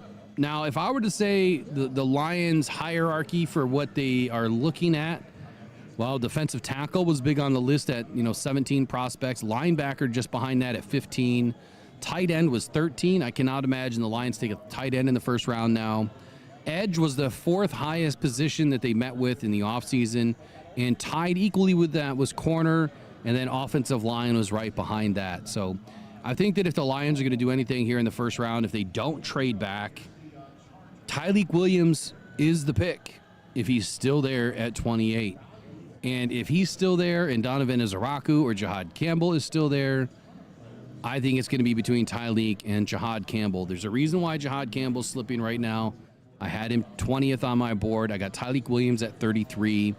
So I think that the Lions are still looking to trade back. But if all these guys are on the board and they're picking at 28 with Nick Scorton there too, they have the pick of the litter, and they can't miss on any one of those football players. Mike Green is not a fit for Detroit. Doesn't mean that they don't take a swipe at him, but he's a 3-4 outside linebacker. There's a reason why he hasn't been picked so far. There's a lot of character issues around this kid. Lions do not take character issues. I don't believe Mike Green anywhere fits this team as a 3-4 outside linebacker. He just doesn't fit. Could be a good football player later on. Just don't know what you don't know, right? Who's up next? Oh, we got the Los Angeles Chargers. The pick is, nope, they're still on the clock. All right, so Los Angeles Chargers, they have 10 picks in this draft. They need defensive tackle, wide receiver, tight end, running back, and edge. Looks like they only have 3 picks inside the top 86. That says...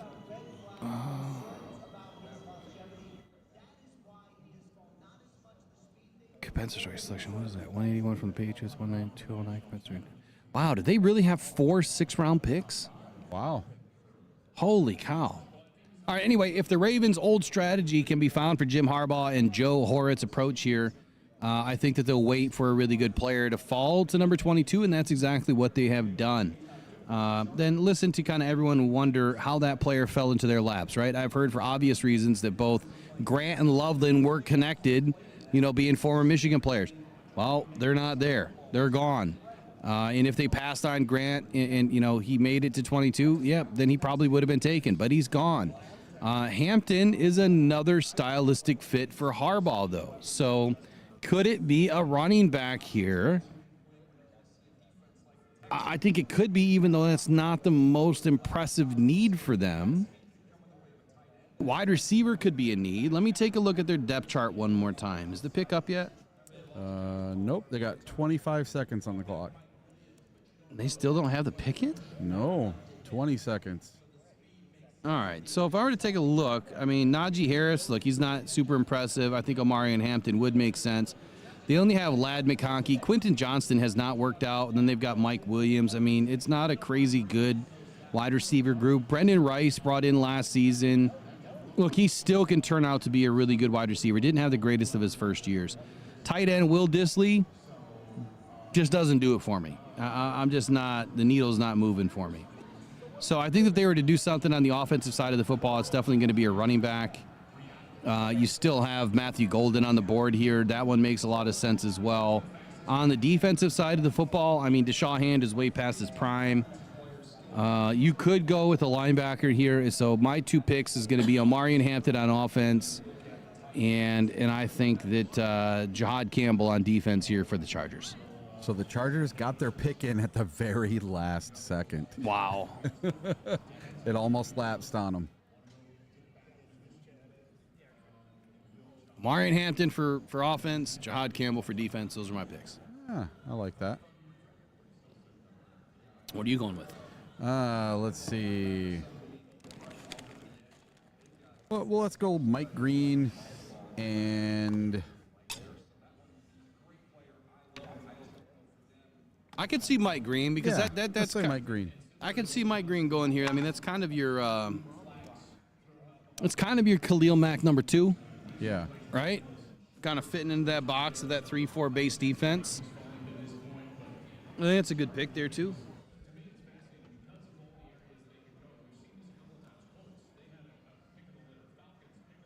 Matter of fact, I'd rather see him go here. Yeah. Exactly. Ed O'Neill says, how great is this going for us? Well, it's going to get even better because we are going to do grab bag.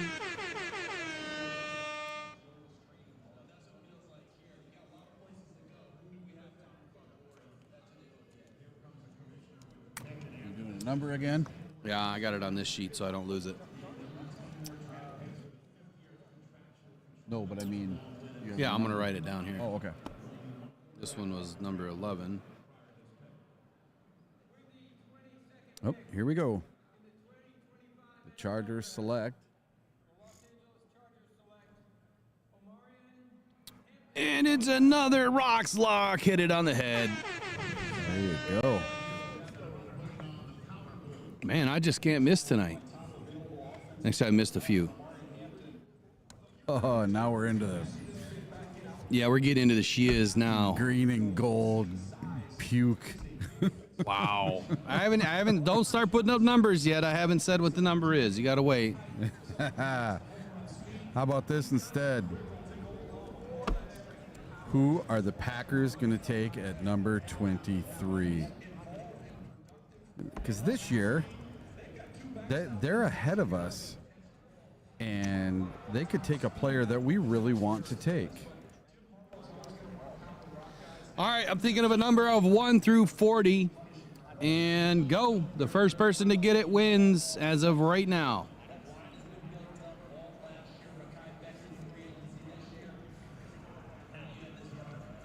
Oh, shit. Ornery U of M Dad got it right off the get. Number 28. Wow. How did you know I was going with Omarion Hampton's number from college? Holy moly. That was like, there's only a couple of...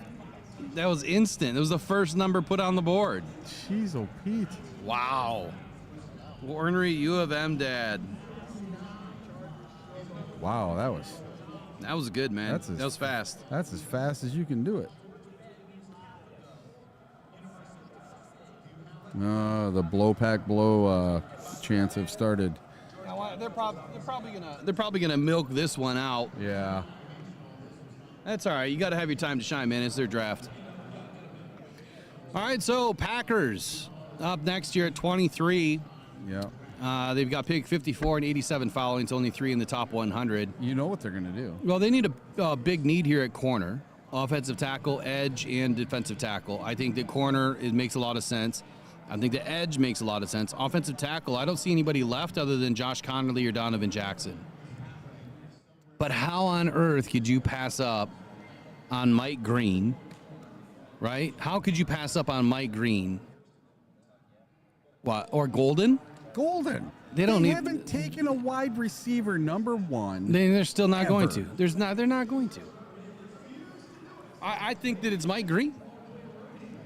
I think that it makes sense here with Mike Green. I think that if it's not Mike Green, it's a cornerback. And that's where you're going to see Will Johnson come off the board to try to contend to Amon-Ra St. Brown. These fans in Green Bay are going to riot if they do not take a wide receiver. But they don't need a wide receiver. That's the problem. They don't need a wide Christian receiver. Watson's going to start the season on IR. He might not play the season at all. They just don't have... What's Christian Watson's injury? He tore his ACL. When? Late in the season. Right at the end. I kind of forgot about that. Yep. Yeah, he went down January 5th, so they only have Jaden Reed and Romeo Dobbs. McCole Hardman they brought in, and they have Dontavian Wicks. They can get a wide receiver in the second round at 54. I don't think that you pass. If they really want to go after defense, I don't think that you pass on Mike Green here if they believe in him.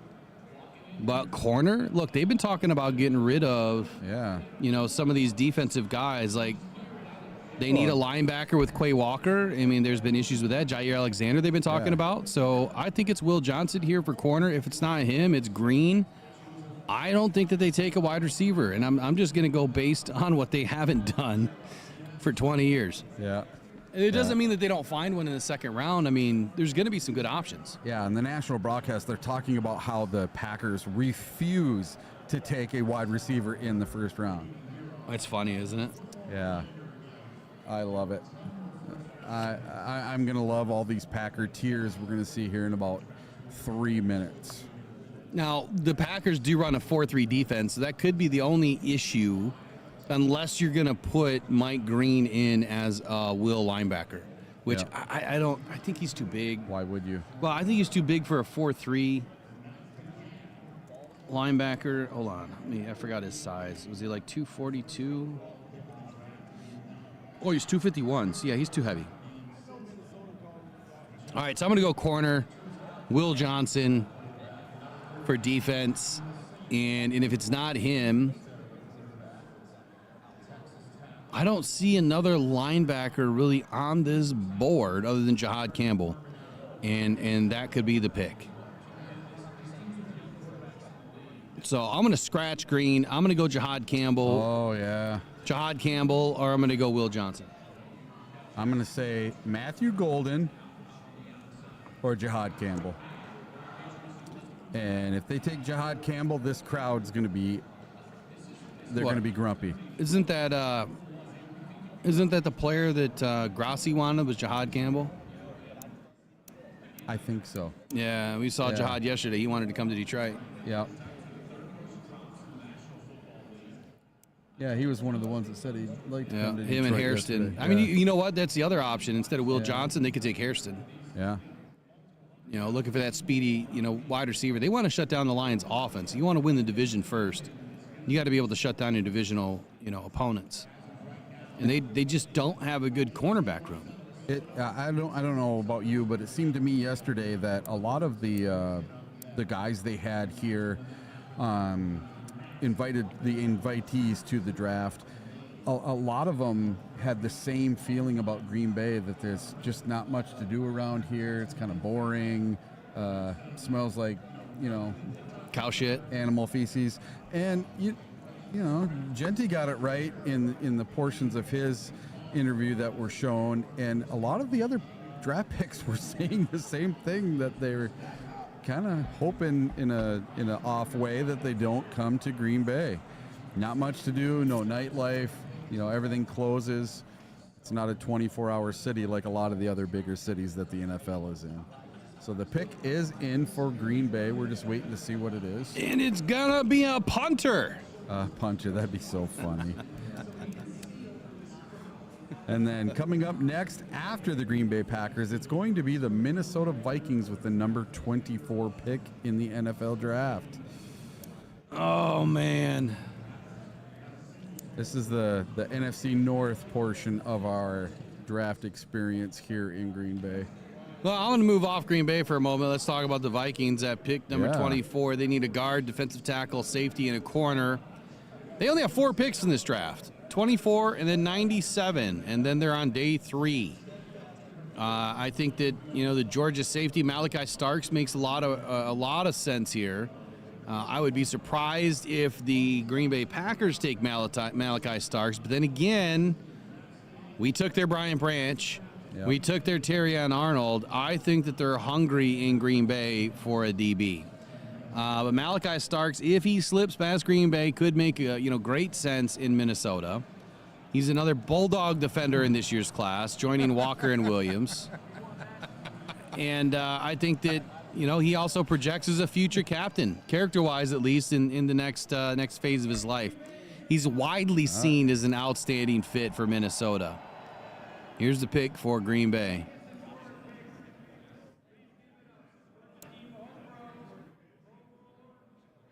I like it on the national broadcast. You can see the Dan Campbell cutout up in front of the. We walked past Gutekunst a few times, and he just kept putting his head down every time he walked past us yesterday. Yeah, in his own stadium.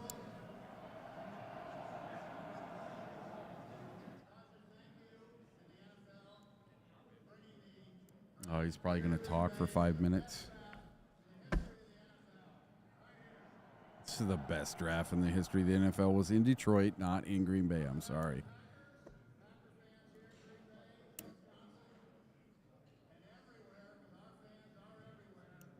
Man, I forgot about Eminawari. Someone just mentioned him in the stat. I totally forgot about him. Oh, yeah. Because he's that Jair Alexander type size, man. That smaller linebacker.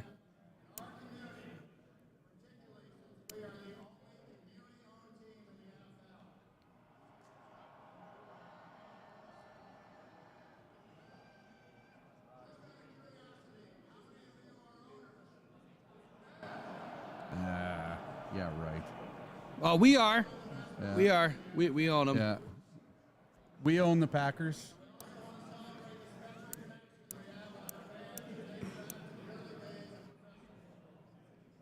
Actually, we're far from owning the Packers. The last couple seasons anyway. 6-8 with Dan Campbell.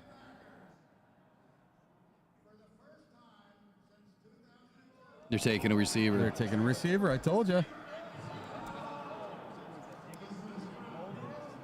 It's going to be Golden. Golden, there he I told goes, ya. the Golden boy. Oh, man. Matthew Golden becomes a Green Bay Packer. I'm fine with that. He's what, 5'10", 5'11"? Dude is electric, man. Kid is electric.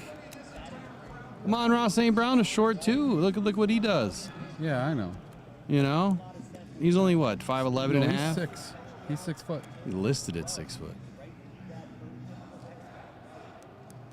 All right.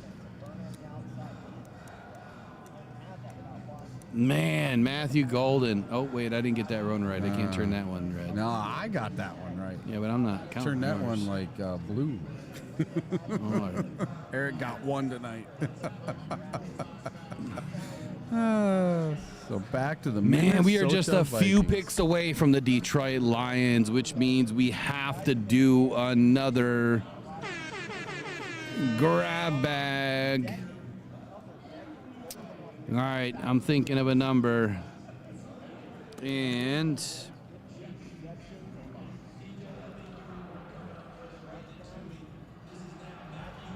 we're going to go 1 through 50 on this one. Go. 1 through 50.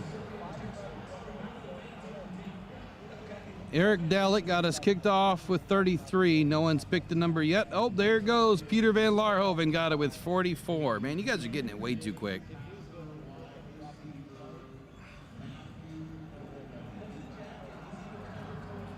Holy bunch of people guessing it. Man, you all would have had an opportunity, huh?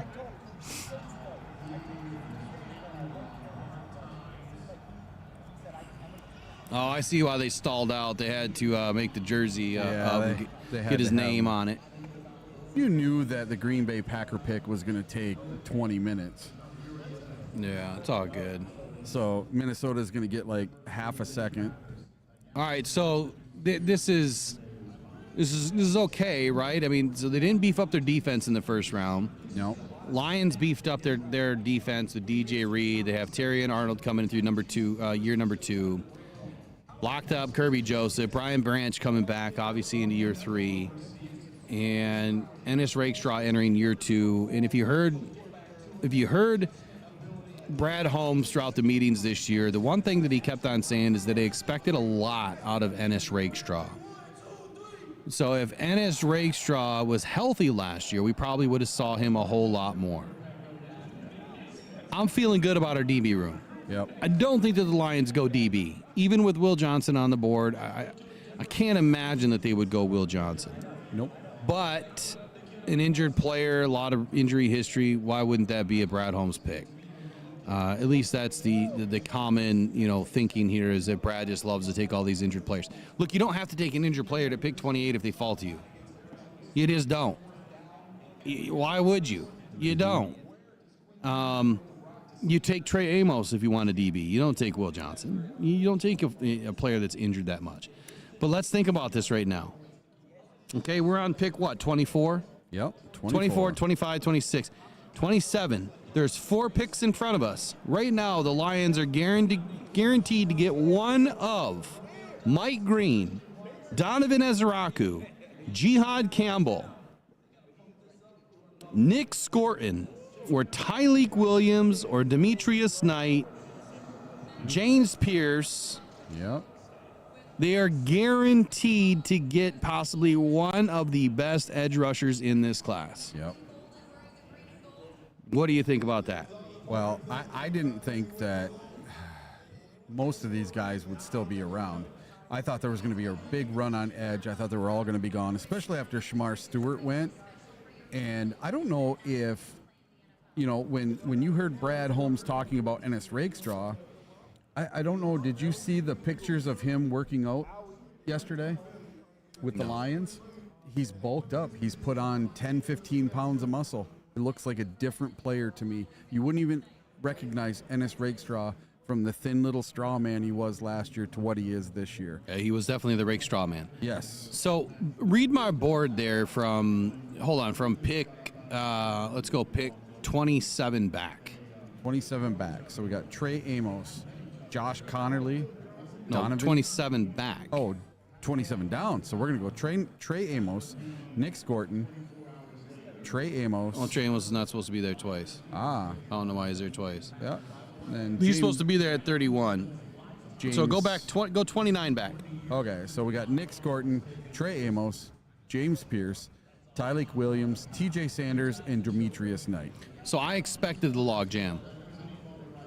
I expected to have a log jam for the Lions. So that is one edge rusher in that class and 3 defensive linemen and 2 linebackers. I also had Jahad Campbell at 20 and Donovan Ezeraku at 19.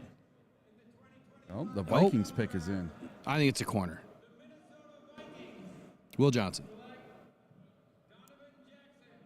Oh, they took the guard, Donovan Jackson. I'm glad I'm glad they said he was a guard, because it's exactly where I have Donovan Jackson at the next level.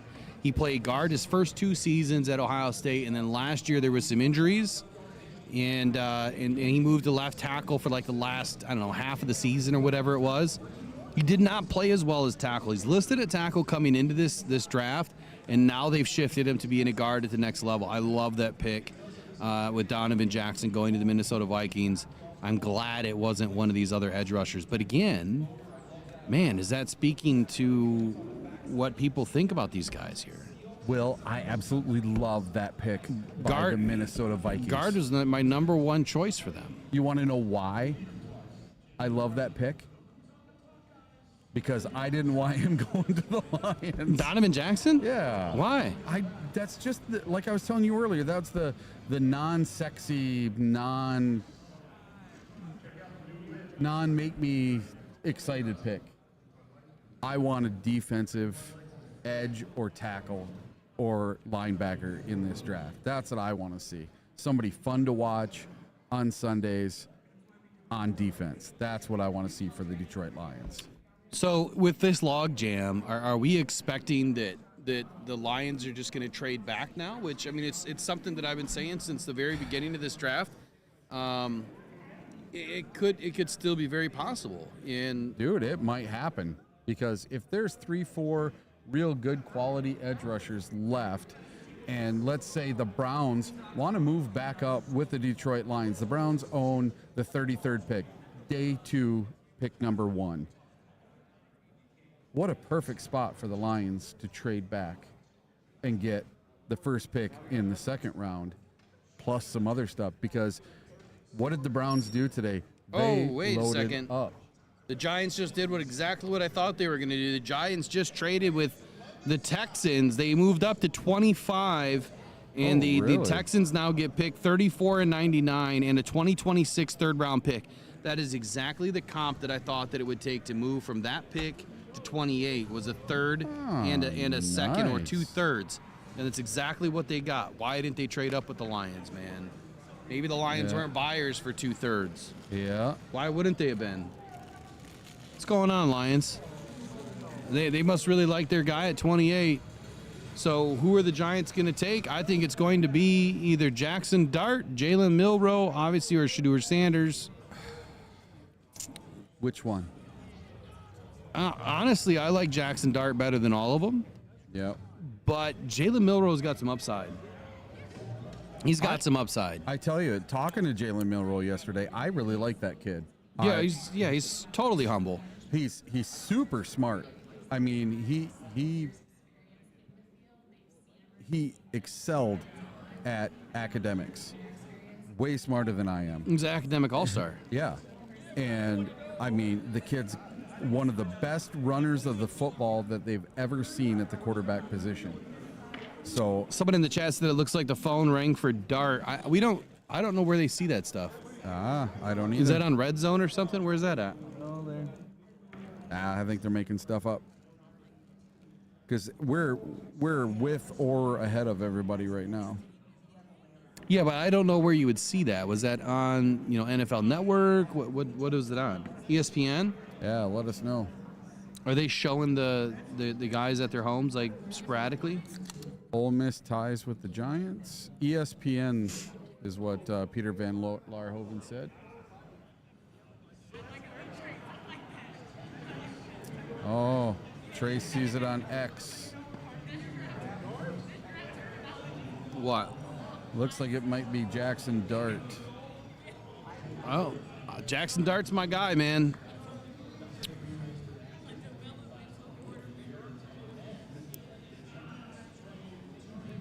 Man, I'd be knocking him out the park if I get this one right. Yep. What's one? What do I got? One. I know I got Membu or I think I got these two right. Carter and Graham, didn't I? I don't remember. I know I didn't get Hunter right. Yeah, because it was the trade. Well, you know what? It wasn't in order of where they went. It was as they were yeah. going. Now that I remember, I just don't remember what happened. But either way, I'm doing pretty good tonight. Doing pretty good.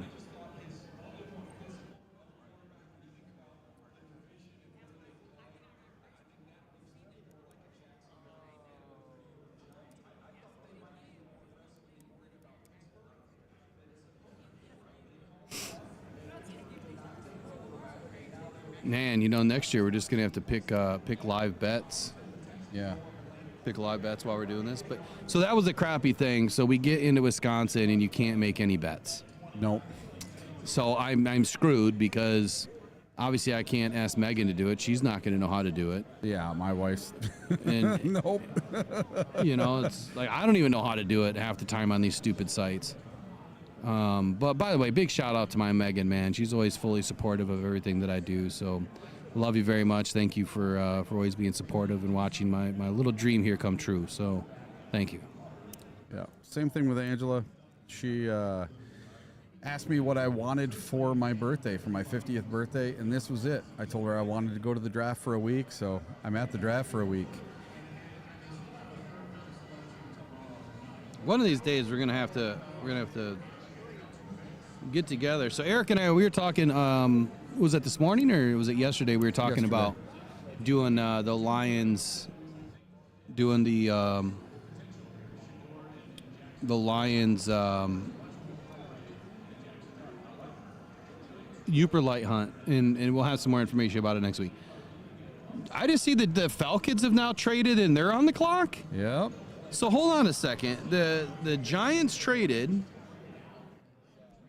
The pick must be in. So the Giants selection's right here. And now the Jackson Falcons are on the clock. So the Lions had two options to trade back, and they haven't.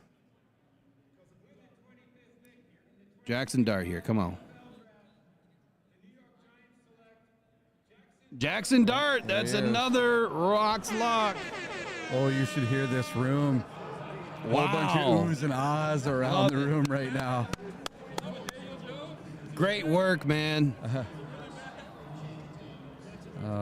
People are saying another Daniel Jones behind us. Did they really? Yeah.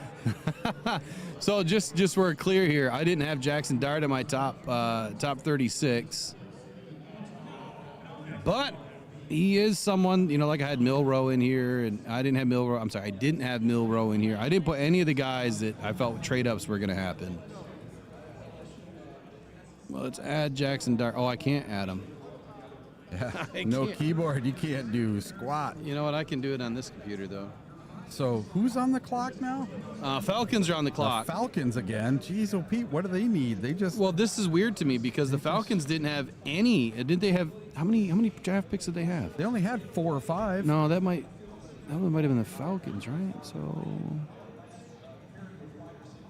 yeah, what did the Falcons trade? Yeah, because the Falcons only have 4 draft picks. They only had 46, 18, and 218 and 242. Yeah, So they must have had- traded future. They had 3 left. They had to have traded future. They probably traded 46 and future away. Well, that's interesting. Yeah, to get the Rams' first round pick. Rams. Yeah, because the Rams were next after the Giants.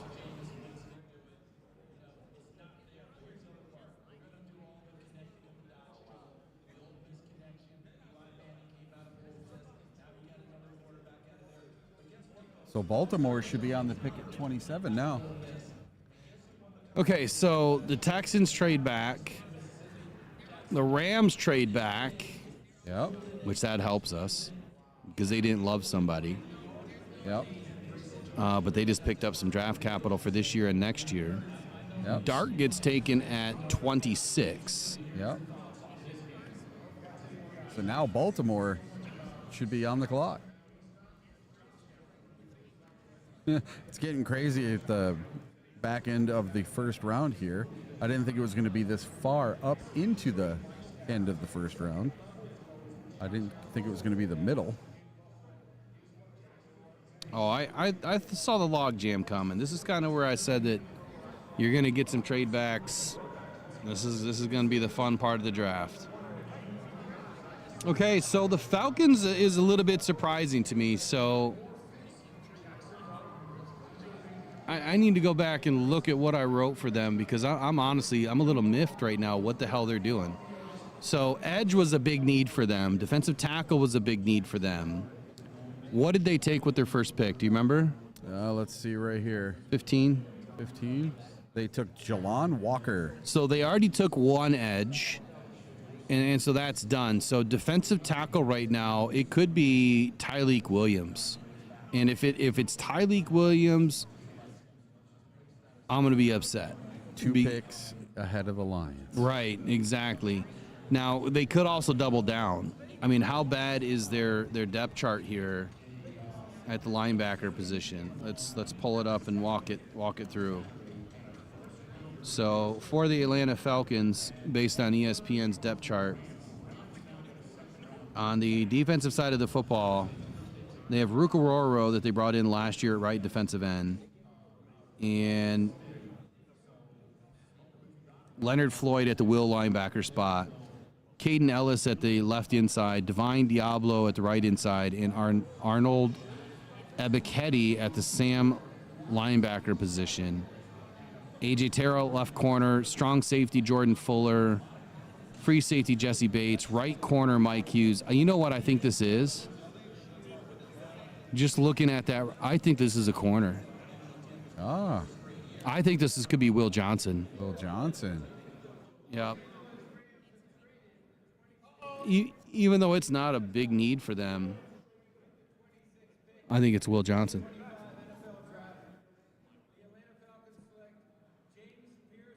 Oh James fuck! They took Pierce. so they doubled down on linebackers. Wow. Wow. James Pierce at 32 is where I had him. And they Will traded Johnson up. still slipping. Wow. So Donovan Ezeraku, Jihad Campbell, Trey Amos, Nick Scorton, Tyleik Williams, TJ Sanders. Dude, we got the pick of the litter. We can trade back. We can stay put. It doesn't matter. We don't need to trade up.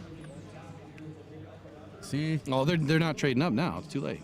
Yeah, but they don't. I mean, they don't even need to trade up one. No sense. Oh boy. Oh boy. Well, Brad's nuts are on the table. That's all I'm gonna say. Yeah, Ravens are All right, on the Ravens. clock. Here we go. They got 11 picks. They need edge. They need safety. They need OGs. They don't pick again until 59. They have 3 picks in the top 91. I think what we need to know about Baltimore is that the general manager, Eric DeCosta, he's just not going to overreach here. I think there's a couple of guys, that he probably could have reached for, which would have been Malachi Starks or Booker. Obviously, Booker's gone. So I think that if they fell in range, he probably would have reached for him. But Booker's gone. Malachi Starks. Where's Malachi? Malachi's not taken yet, right? Is he taken already? I think he is. I'll have to look. Is he gone? I don't think he is. No, he is available. Why do I not have him in my top 36? I think I took him out of my top 36. Oh, no. Malachi Starks right here at number 10. He's gone, isn't he? No, he's not gone. He's not gone. Why do I have him 11? Or I have him filled in at 10. I didn't mean to do that. So Malachi Starks is still available. That could be the pick for Baltimore, possibly. But now you've got all these edge rushers that are kind of sitting around. Mike Green, Donovan Ezeraku, Nick Scorton. On defensive line, you've got Tyleik Williams, TJ Sanders, Demetrius Knight, another linebacker / edge rusher. Oh boy. I say Starks or Johnson. I think that Starks would be a good fit for John Harbaugh's program. I also think that Amenawari could be a player to kind of fit with Kyle Hamilton. That this Trey Amos here is supposed to be Amenawari. Yeah, Nick Amenawari.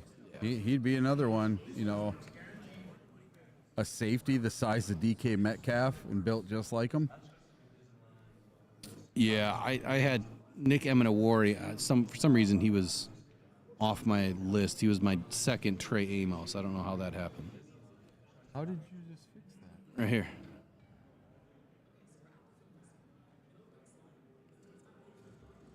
See?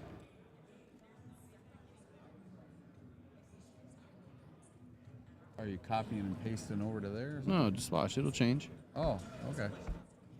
You figured something. Will's a freaking technical master. I don't know how to do any of this stuff. I am not technically savvy whatsoever. And I have every toy you can think of, electronic, camera, drone, everything else. Don't know how to use half of them. Okay, so let's do this. Let's start talking about these Detroit Lions. So, Yeah.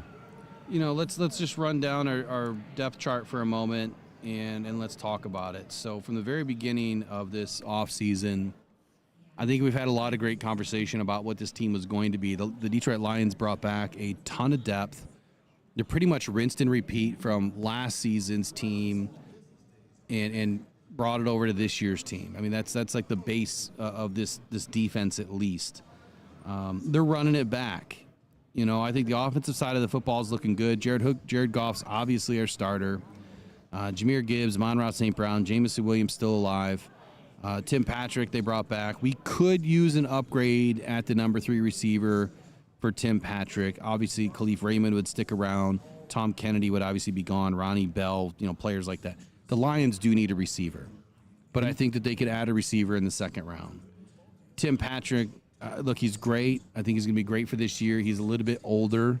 I think that we need to find that next 6'3", 6'4" guy. Second round, we could do it for sure. Sam Laporta is solid. Brock Wright, Yaboa. I think that our tight end room is good. Oh, I just got a text from Nikki Scorton. Did you really? Yeah.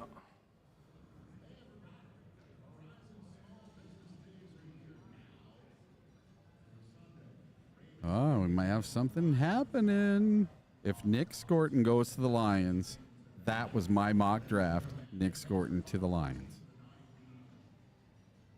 And I did it twice.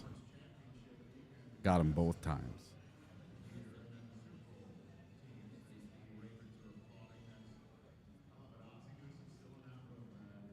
Oh, so the pick is in. So the Detroit Lions are now officially on the clock.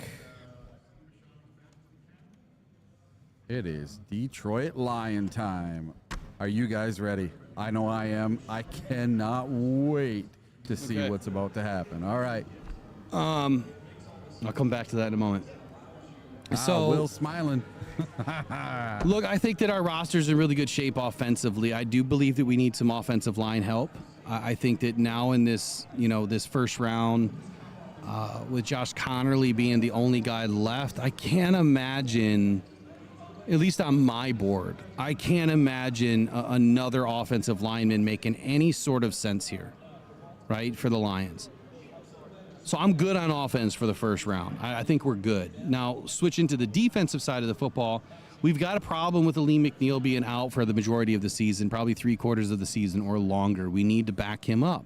Defensive tackle-wise, it's going to be Tyleik Williams, TJ Sanders. As my 2 favorite defensive tackles in this draft, even where we're picking them, they're 2 of my favorite defensive tackles. Malachi Starks just went to the Ravens. And that was my pick. That's another Rock's lock. And now your Detroit Lions are on the board. Okay, I just want to put it right there.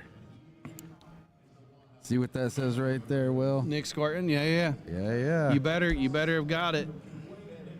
That's my pick for the Detroit Lions. All right, so here we go.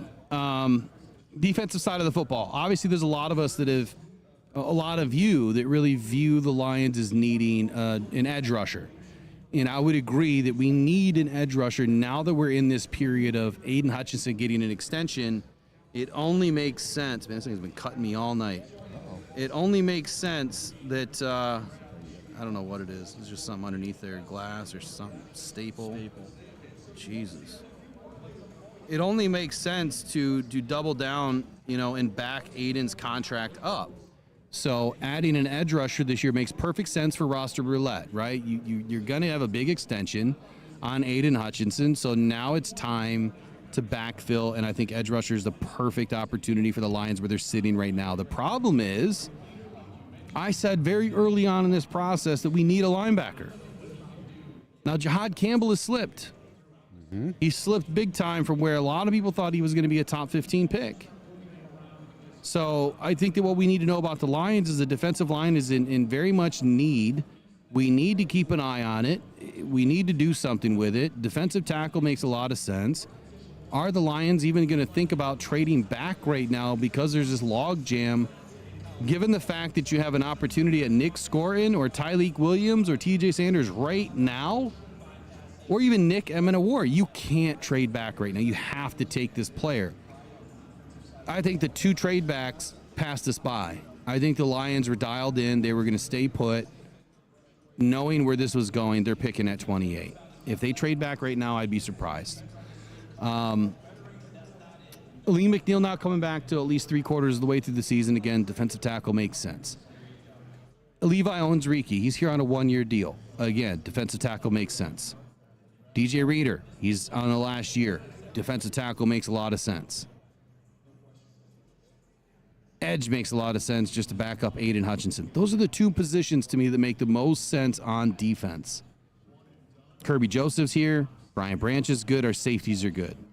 Behind them, do we really need a first-round pick? I don't think we do.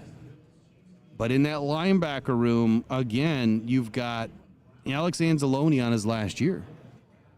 Is Jihad Campbell and Alex Anzalone? That's the question. Is Jihad Campbell and Alex Anzalone?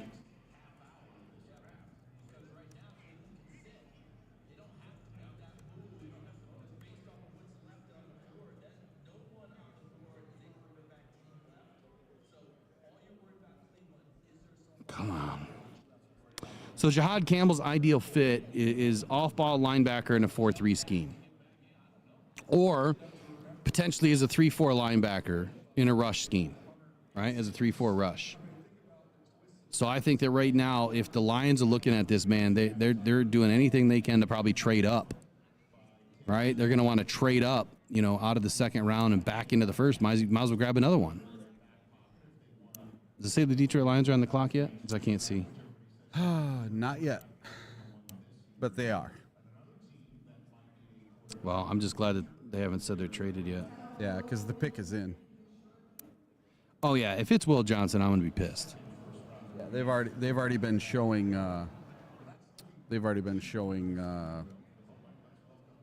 Malachi Starks. They're showing him up on the stage and everything right now, doing an interview.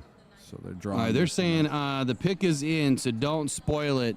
My pick for the Detroit Lions is going to have to be what I've always thought it was going to be, and I don't care if I'm wrong, because you can't miss right now.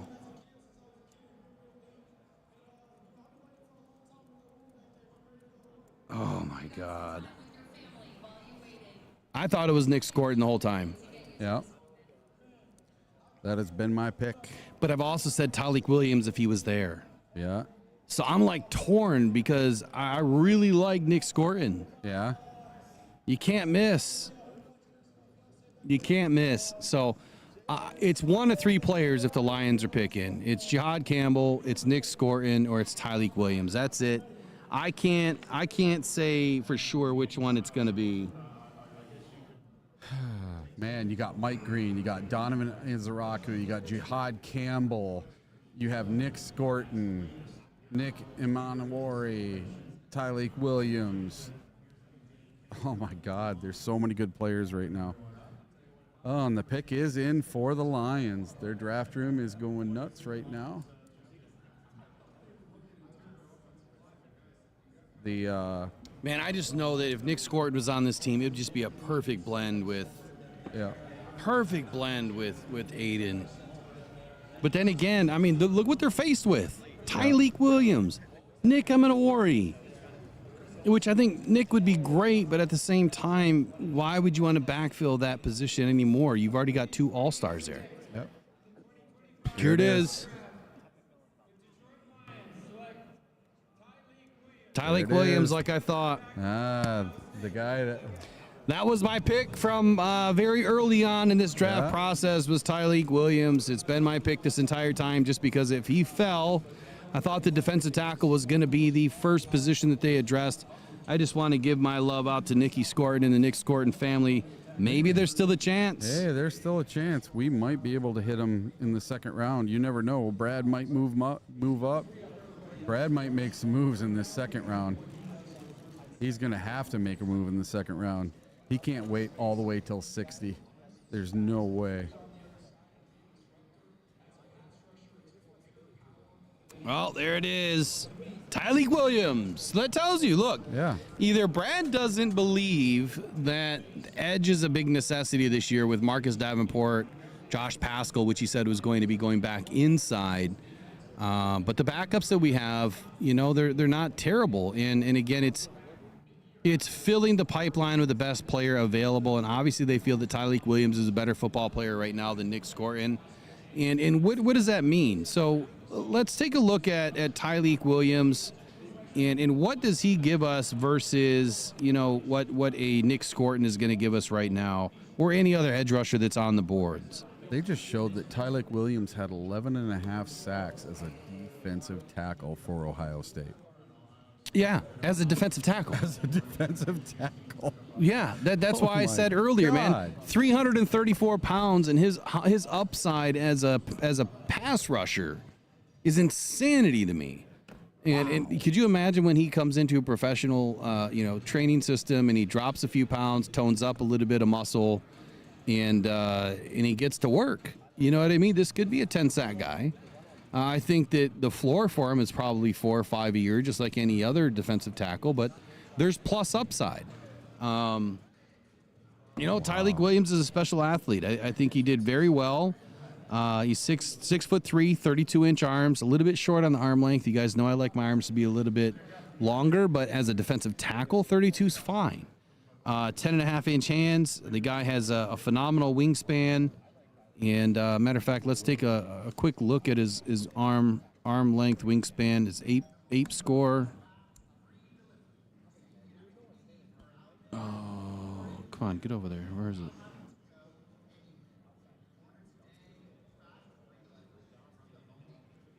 Come on, get in there. Oh, I don't know where it is. Well, it's not in this board. All right, so he's 2021. He's an honorable mention All Big Ten Conference. Played in 12 games as a reserve. He had 16 tackles, 6.5 tackles for loss, 5 sacks, 2 pass breakups. Wow. As a reserve. In 22, he was another honorable mention All Big Ten. Played in all 13 games as a reserve again. 21 tackles, 2.5 TFLs with 1 sack and 2 PBUs. In 2023, he was the third team All Big Ten, tied for the team lead with 10 TFLs, played in all 13 games with 12 starts, 54 tackles, 10 TFLs, 3 sacks, 5 PBUs. He's getting better like every year. I mean, his sack numbers dropped from year 1 to year 2, but then they came back up. And then in 24, he was third team All Big Ten, started all 13 games for the national championship team, 46 tackles, 8 TFLs, 2.5 sacks, 1 PBU, missed 3 games due to injuries. So that's where you're getting your 10 sacks, Eric, was 10 sacks overall. Yep. Look, Lance Zerline says that this guy's a drain-clogging run defender with violent first contact and nimble feet. Impressive tackle production. Williams flashes an ability to play through or around the block. He physically dominates man-on-man matchups, but inconsistent pad level and shorter arms hinder his double-team take-ons. He needs to focus on developing his hands to keep longer NFL guards from getting into him and neutralizing his power. Williams would pressure the pocket from time to time, but might not win on his own enough to see many third down reps. The knockback pop and ability to eat up runners is in his general vicinity could help him become an impactful run-stuffing 3 technique. I mean, I would say that, yeah, a lot of that stuff makes sense, but I see more in Tyleik Williams in the tape that I've watched. I mean, I see the guy really get good first pop, and he gets off, quickly. And, yes, his NFL comp was Aleem McNeil. Yeah. So, a lot bigger Aleem McNeil. Yeah. He's kind of between a DJ Reader and Aleem McNeil. Yeah. He's got good speed. He has good quickness. He has great pop. He didn't test. I don't know if he even tested at his pro day. And you know what? That's not only going to help with the defensive tackle position while Aleem McNeil is out. It's also going to help Hutch and whoever is on the other side by being, because the first thing it says is he's a great run stuffer. And he is a great run stuffer. So, I mean, this is your guy that he's going to end up filling that DJ Reader role. Yep. DJ Reader's making about $15 million, I think, this year. And the Lions are not just going to sink a bunch of money into an aging defensive lineman. If DJ Reader's going to stick around next year, after 2025, it's going to have to be on a much smaller contract. But sticking him in right now with this defensive line group, it makes sense. You're going to give him an opportunity to, to do his magic and learn from DJ Reader. All right, so we got the Commanders up next. Here it is. Here's the pick. I have Will Johnson going here. Josh Connerly. I'm going to keep saying Will Johnson. Keep saying Will Johnson until he's gone. I'm going to keep saying Will Johnson to let all these guys slip down. Who do you take, Josh Connerly? Josh Connerly. All right, here's what I had on the Commanders. They have a lot of needs with Dan Quinn and Adam Peters obviously having stopgapped a lot of the positions last year to get the program up and running. They did a ridiculously good job last season. They needed some young talent on the lines of scrimmage on both sides of the football. There was a priority on the offensive line and the defensive line. I think that finding a young pass rusher would have been ideal, but also finding a proficient pass blocker is also an ideal fit for the Washington Commanders.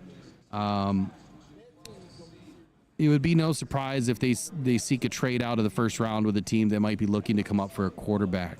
Didn't happen. Now they needed to protect Jaden Williams or Jaden Daniels, and that's exactly what they're going to do. Wow. So Lorne McCog says Williams' 10-yard split of 1.62 is an amazing time for a 300-pounder. Yeah. Tyleik has an incredible burst off the line for a man his size. Because what were you saying? 1.60 was your split time that you wanted an edge to have. That's for edge. That's for edge. 1.61. Yeah. Woo. That's for edge. That's smoking now, for a big boy. He was timed earlier as a 40-yard dash right around the 5.11 mark. And when he was testing at the pro day, talking about Tyleik Williams, he fell down near the end of the 40, and then he had to get helped off by trainers. So not sure what the heck happened there. It looks like Tom Pelissero had the Lions taking Tyleik Williams. Nice. That's awesome. All right, me and you, Tom, we're in the same boat. We rowing together. Josh Connerly's off the board, right? Yep. He just went to the Commanders. Well, I didn't get a chance to really pick the Commanders. I just threw a name out there. All right, Buffalo Bills, top picks. Look, they need edge, they need corner, they need DT. They have 3 picks inside the first 62. I think what we need to know about the Buffalo Bills this year is, look, rival teams have seen the work the Bills have done on defense and corners, and it's telling, right, what they've been able to accomplish against the Bills. Harmon obviously would be a great fit here if he was still on the board. If the Oregon Star was there, it would be a good fit, but he's gone. Florida State's Azariah Thomas is considered a very strong tackling fit in the Sean McDermott defense. Now, the 4.6 40 really didn't give him a lot of hope to be taken in the first round. And with some of the guys that have slid right now, I mean, you have slid. You still have Will Johnson, right? You have Trey Amos. So if they're looking for a corner, You have Nick Amenawari, if they're looking at converting him, into some fashion or not. I'm not sure that they would do that, but you might be able to convert him to some sort of a nickel. East Carolina's Siobhan Revel would make a good fit here. He's very intriguing. He's a guy that you could gamble on coming off of a torn ACL. I'm not sure that the Bills are willing to do that. So for me, I think that it could be edge. Let's take a look here.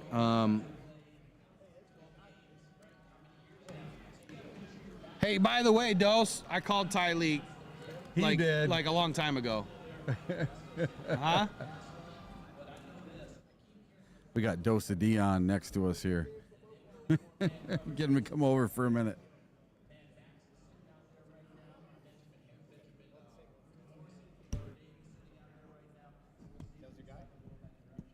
Yeah, why don't you tell everybody what you thought about the pick? Pull a seat up. Okay, I got you. First ever collab right here. There you go. Yeah. Live from Radio Row. What are we doing? Yeah, we sit here with Dose, man. So, Dose, who are you here with tonight? Man, we're here with which one? Talking to this? Yeah, we're here with Roundtable Sports, man. So every team has a representative. I'm with the Lions here, so we got our Packers guy, we got our Dolphins guy, and we got our what is he a fan of? Jets. We got the Jets. So yeah. So what'd you think about Tyleek? Now, I called Tyleek for the Lions early in the process. They probably can't hear me very well. But what did you think about the pick? Yeah, I mean, honestly, I was a little bit surprised, but that's always the Lions, so, don't be surprised at anything. My problem was I didn't have when we got to where we were, anybody that I had that I would have said was above him for how I had my grade thing, the problem was that we're seeing they're all falling, and I didn't think they would get there, and I think we can all point to issues like, either it's an injury thing or maybe it's an off-the-field thing. So it got to that point where it was all kind of just jumbled all together. I like Tyleek. It was a player that I had right in that mix, end of first round, second round kind of deal. I had my thing out on him, and he was one that for me, I don't know how you were with him, but when I first saw Tyleek Williams, I thought that I'm not going to like this guy. I thought hey, this guy is not, I didn't trust him against the run. I thought he's popping to his knee, and I don't like that kind of thing. Pass rush upside, where does he fit? Dude's playing outside of a guard, and he's 330 pounds. What is this going to look like? But I think the more you watch, the more you appreciate, okay, no, there's more consistency here. The flexibility is real, and then trying to figure out what that real right spot is for him. But we know they need that with Aleem. I mean, all these injuries they're dealing with, they not only need this now, but they're going to need this for his future with DJ Reader too. So he's an Aleem comp, which I found interesting because Aleem's 302, 305. Yeah. But DJ Reader's on the last year of his deal. I think this is a great fit, to fill in and get some work under DJ Reader, learn from DJ Reader. If DJ stays, probably a cheaper contract, but I love it, man. I think that they're doing the right things for what they needed this year. Yeah. But you know how Brad is. It's BPA all day. You can see where my board is. I had Tyleek at 33. I thought that the Lions would have traded back at some point. I still can't believe Nick Scorton, I had him at 29. Yeah. And he's still there. I'm very surprised that they didn't go edge here, but talk to me about edge, man. Did you think the Lions were going to go edge, needed edge? What was your first option? Yeah, I mean, similar on your board, right? Mike Green, Will Johnson, Jahad Campbell, Donovan, these were all guys that I also had above him as well, so I'm right with you there. I'm comfortable with not going edge first because I think if there's a position to wait there. Not wait forever, but I think you can actually hit it in the second round. Yes. Versus being able to hit if you go, say you go a different position like offensive tackle, for example, the chance of you getting in the second round becomes very slim. So this is the position that actually is okay to wait on. And the offensive line didn't have a guy anymore. No, they're gone. That's the problem. It's when they're gone, they're gone. That's why now you got to wait till the second round.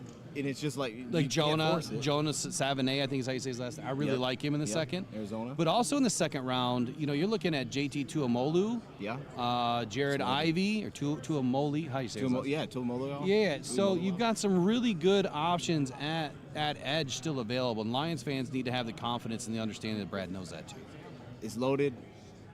And on top of that, the guys like Nick Scorton, who you bring up, right, Nick Scorton? That guy being available still makes this all make sense. Yeah. It's I mean, Donovan is a rock who's sitting there still, right? Yeah. It's all these dudes are falling because there's just too many guys. Yeah. There's honestly too many guys this year. And if you're okay with the size, then you can be okay with waiting. It's the size things I think will get people in trouble if they want a certain build, a height, a length. Then you might have to jump earlier. If you're cool with weight and you're like, hey, we just want the guy that we like regardless of size, this is a fine time to wait. Surprised the Lions didn't trade back, man. You gonna be here tomorrow? Gonna be here tomorrow, man. You got yeah, I think I'll be here tomorrow too. I know he will be, so I'll be here too. Okay. Let's catch up tomorrow. All right, man. Let's do some I stuff. Good to see you, appreciate Toast. having me on, man. This is No, a special way anytime. to jump on, dude. Okay. Yeah, Radio Row, you gotta love it, man. It's a special Hey. place to be. Yeah, I appreciate it. Dose of Dion. Find him on YouTube. If you don't know, now you know. If you're a Lions fan, you don't know Dos of Dion, man. You're He's, not a Lions he's one fan. of the originals, man. Yeah. He's the OGs of doing this stuff. So while we were away, the Bills picked Maxwell Hairston. Oh, so they did get a corner. I just didn't call the right one. Hairston, huh? Yeah, that's a guy the Lions had a visit with. Oh, congratulations to Hairston, man. All right, now we're into the last two. Kansas City is on the clock. I do like what Dion was saying. Philly just traded? What? Philly traded up one pick. Why would you trade up one pick? That makes a whole lot of sense. That tells you they have no patience. They are not passing the test, the marshmallow test. So good point by Saltine here. The Jihad Campbell's shoulder must be really messed up. So, Yeah. hey, we got to get to another grab bag. Let's just do it. I got to think of a number, but I'm going to give Eric the opportunity to write a number down. Here. Let's make it hard. You want to make a hard one? Whatever. 1 through what? Let's see. How many people we still got in here? Let me refresh. It's 188 watching right now. All So we right. can't make it that hard. All right. So we're going to go between 1 and 100 this time, though. Okay. And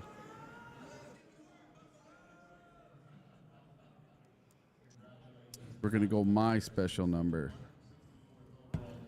There we go. All right, so Between Eric 1 has and chosen a 100. number between 1 and 100, and now you can. Oh shit, they're already going. They're going. As soon as I wrote a number down, they started. Already going. 1 through 100. Yeah. Let's make it take a minute, you know? Let's savor this like a fine wine. There we go. I don't think 732 is between 1 and 100. Oh, there it is. I see it. Where? Oh, yeah. Kevin Barr got it. Kevin Barr got it. 86, my football number. I was a tight end and defensive edge and the starting punter. I was number 86. I swear to God, it seems like it's always the same people that win. Oh, they're the ones that watch all the All time. right, we'll do another one here shortly. Matter of fact, we have to do something a little bit more special than just a grab bag. So we're trying to get to 10,000 subscribers. We need your help doing that. So once we get to 10,000, I'm going to be giving away 2 tickets to opening day for the Ford Field opener for the Detroit Lions here in 2025. But we're doing a lot of this for the Rockhound Cancer Foundation. So if you wouldn't mind visiting the raffles at, which I can't believe I haven't been plugging this all night. Yep. buymeacoffee.com/rockdown. Let me go ahead and put that in the chat. buymeacoffee.com/rockdown and get your raffle tickets because we're giving away a lot of cool things. And if you don't know, now you know that, Kirby Joseph just locked up a massive deal, right? Well, we have a Kirby Joseph signed football with certificate of authentication. We also have a Kirby Joseph signed mini helmet. These things are going to be worth a lot of money, especially if Kirby, goes somewhere. If he makes the Hall of Fame, they're already worth $250 or more each anyway. They probably just went up, but it's a great time to buy a $5, raffle ticket and try to get in. It goes to a good cause anyway. And there's other things on there. We've got Aiden Hutchinson jerseys. We've got Jahmyr Gibbs jerseys.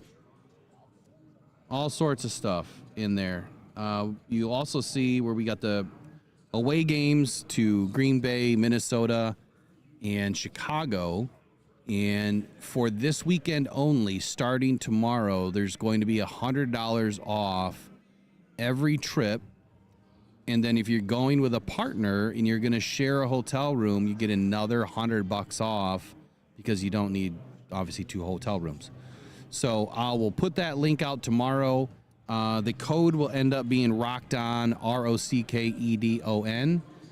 And if you try to attempt to purchase it tonight and put your deposit in, the deposit is half of the full value. I think it's like $575 or something.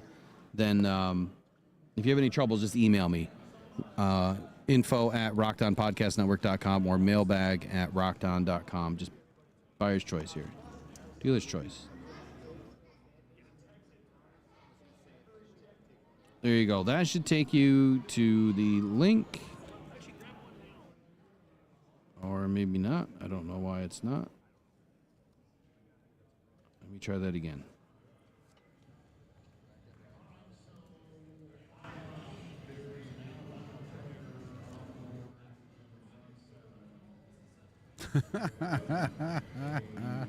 They're talking about an Alabama player still being available. And the Philadelphia Eagles, their pick is in. They traded up one pick. I wonder what they gave away for that. All right, this next link should work just fine. There you go. Yep, next link works. All right. So when you go in, you got to go to extras, or you go to the shop, and you go to extras, and you'll go right to the shop where you can find all the raffle tickets.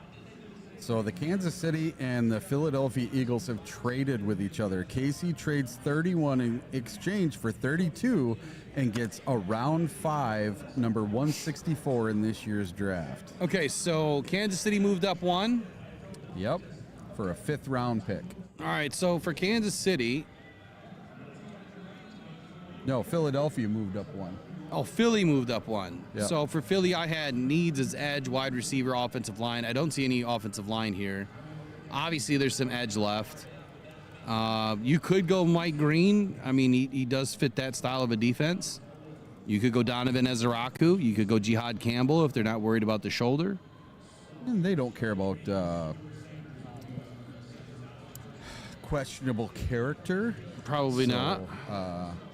They're willing to take anybody on this board right now. Man, I don't even know why they've been talking about corner, but you could see a corner going. Here they go. They're announcing the pick. I'm going to go Nick Scorton because I just want to see Nick go somewhere in the first round. No, there goes Jihad Campbell. That's a huge pickup, so they're not worried about the shoulder. I got to give myself a miss on that one. Yeah. Will Johnson, there's a lot wrong with him. One,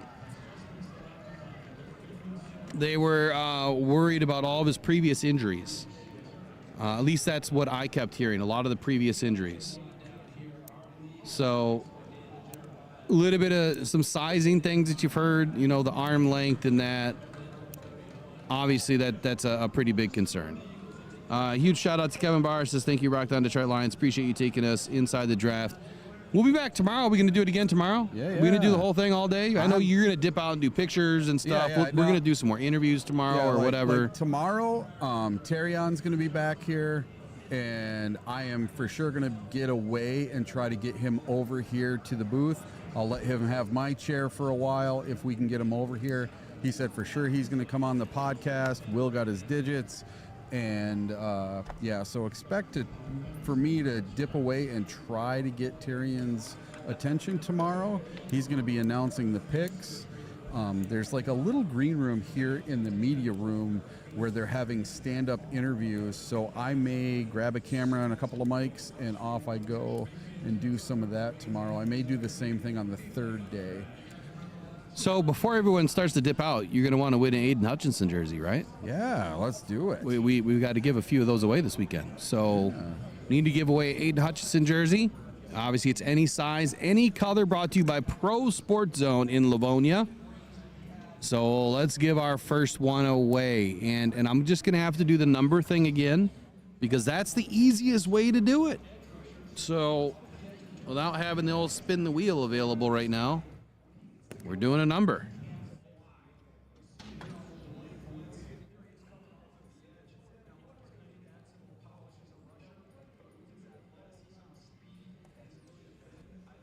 All right, I see it. All right, here we go. 1 through 100. Aiden Hutchinson jersey. Go. And go. All right, while we're waiting on this number, because it's going to take a while. What the heck? It took 2 seconds. I didn't see it yet. Yeah. Are you sure you saw it? I swear I saw it. I think you saw it in reverse. Oh, Oh no, reverse. you did see it. Man, RP got it RP, right away. That's what I said. How the heck are you guys doing this so friggin' fast? Wow! Congratulations, RP. It's 100 numbers. Well, I think he understood my mind, which I was going to reverse the Aiden number. Oh my! I reversed the jersey number, and I guess saw they a bunch got of it. People put 97. We're gonna have to be sneaky. I'm gonna have to stretch it to 150 numbers. Something top 500. make them go at it for a minute anyway. Holy moly! All right, did we get the last pick out yet? No. So Kansas City is the last pick tonight, and they could trade it again. Literally, someone wanting to get that 5th-year option on that last pick in the first round. They move back 1 pick for a 5th-round pick. What else can they get? Okay, so Chiefs are on the board, right? Yes. We got offensive tackle needs not happening. Offensive guard needs not happening. I don't know what I see, because those are my first 2, but they obviously. I mean, they could still take an offensive lineman. Shedeur Sanders. No way. Look, I think cornerback is probably one of their bigger needs. I think you could see Siobhan Revel go here. Yeah. Or Trey Amos. That's my pick. I'm sticking to it. Final answer. I would love to see Nick Scorton go. I just don't think that they need an edge.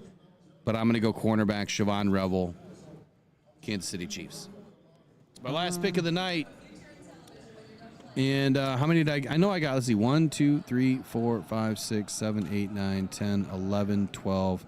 I got at least 12 right. I think I got a few more right in the very beginning. But I got at least 12 picks right tonight. So a little over about a third. I'm going to say more than a third. I got more than a third right tonight. It's pretty solid. That's really solid. I'm going to say an edge. Well, I like the Eminawari pick too, Kevin. Yeah. Pick is in. I'm going to say it's an edge. It's going to be Donovan Ezeraku.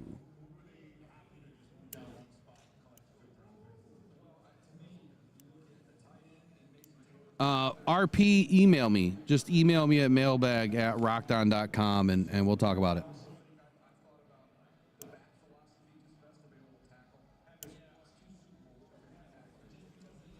All right, here comes Roger. Last one in this long day is going to be over.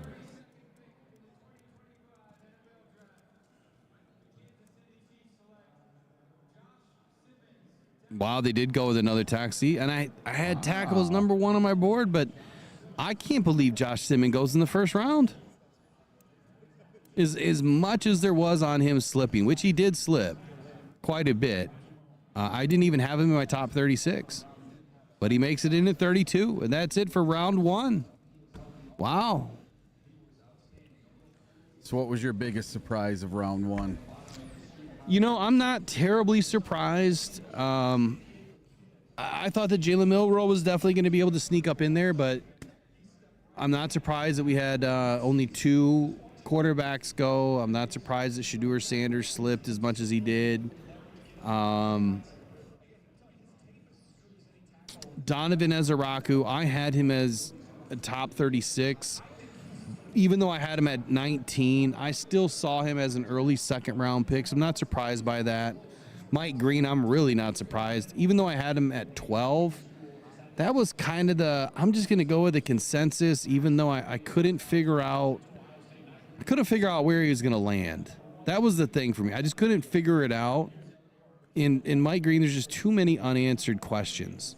He wasn't a fit for anybody that, at least for the Lions that I thought, but I'm not surprised by any of that. I'm not surprised by the log jam on the back end of this first round. I mean, you have a log jam there.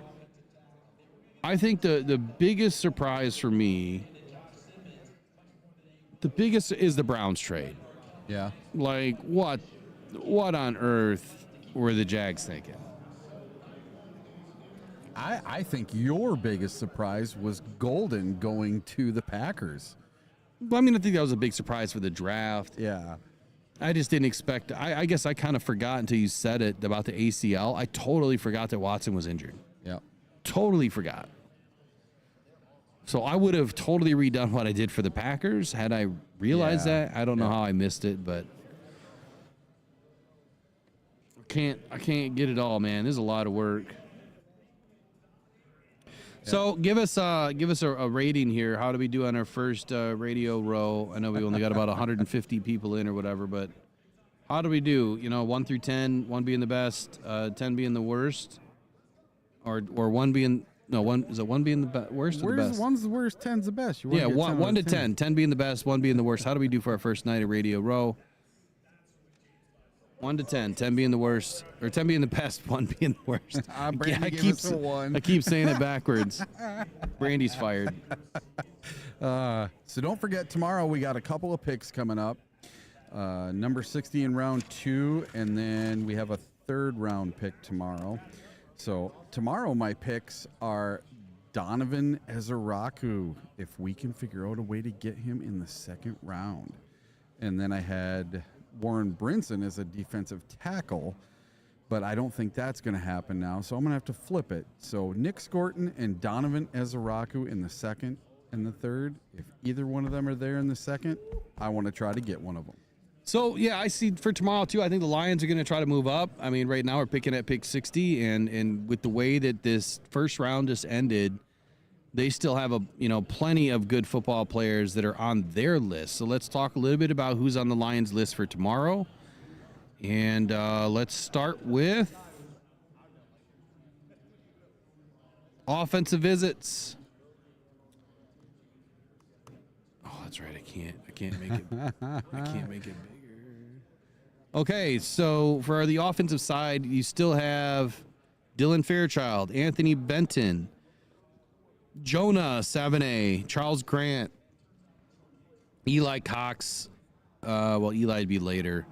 So Dylan Fairchild, Anthony Belton, and Jonah Savannah tomorrow in the 2nd round. Charles Grant in the 3rd for offensive linemen. Alec Iomanor is still available. I haven't projected in the 3rd, but Matthew Golden is gone. Pat Bryant, I have him between the 5th and 6th. You might catch him as early as the 4th. I'm going to give you guys one name in just a minute to remember for tomorrow, but 2nd round tomorrow, do not be surprised if you see the Lions take a tight end in Harold Fannin or Thomas Fedone in the 3rd round.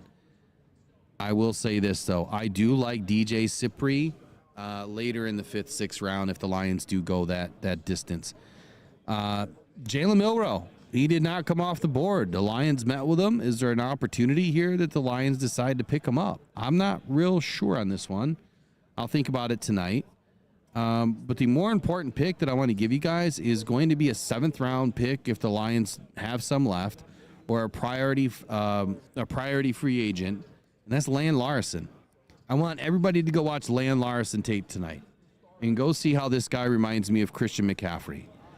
And that is a huge, wildly amazing, big comp to give Lan Larson. I know, but just go check the tape. You'll see it. I promise you. The guy and they both ran similar 40s, like 4.48, 4.49. Lan Larson is all Christian McCaffrey. You put Lan in this business in the next 2 to 3 years, when he adds some bulk, he's going to be special. I really like the Lan Larson here later. On the defensive side, Brad Holmes is live. I can't do anything about going live right now with Brad because I'm screwed. No keyboard. On the defensive side of the football, so you still have Darius Alexander, mid-round, second round pick. CJ West. Now that's defensive line. The Lions already added their defensive lineman. Probably not going to double down here. In the 1st round, selected today, Shamar Stewart, gone, but still available. Nick Scorton, Mike Green, if you believe in Mike Green. I think the better play tomorrow is going to be Josiah Stewart, Savion Jones, Nick Scorton. They're all available. Landon Jackson, even though he was not a meeting with the Lions, he's still available. John Campbell's gone, but Kobe King is available in the 4th if the Lions are looking for a linebacker. I'm not expecting a linebacker tomorrow. If the Lions do decide to go corner, look around for Azariah Thomas. If, again, you're okay with his injury, and Darian Porter possibly in the 3rd. Kobe Bryant way out in the 6th. Jonas Sanker tomorrow as a safety. He is on the Lions list in the 3rd round. So plenty of good football players tomorrow are available.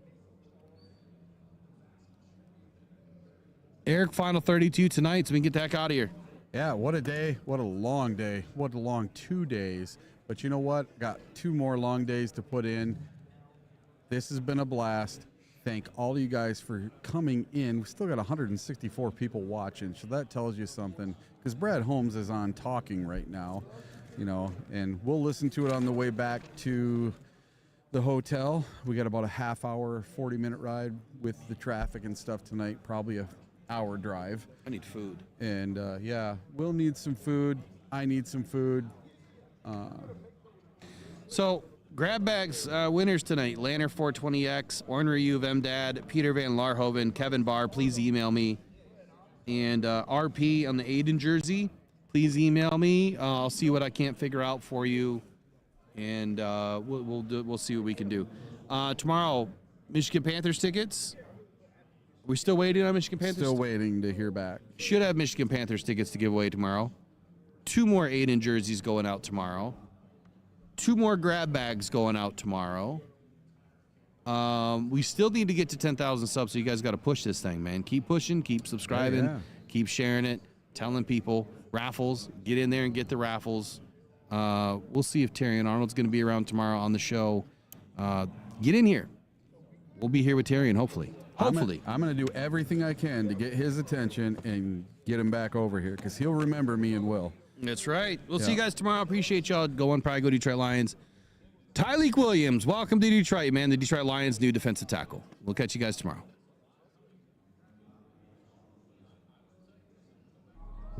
Yeah, 1 2 1 2. 1 2 1 2. Mic check. Hey, can y'all hear me out there? Against all odds. Against all odds. Against all odds.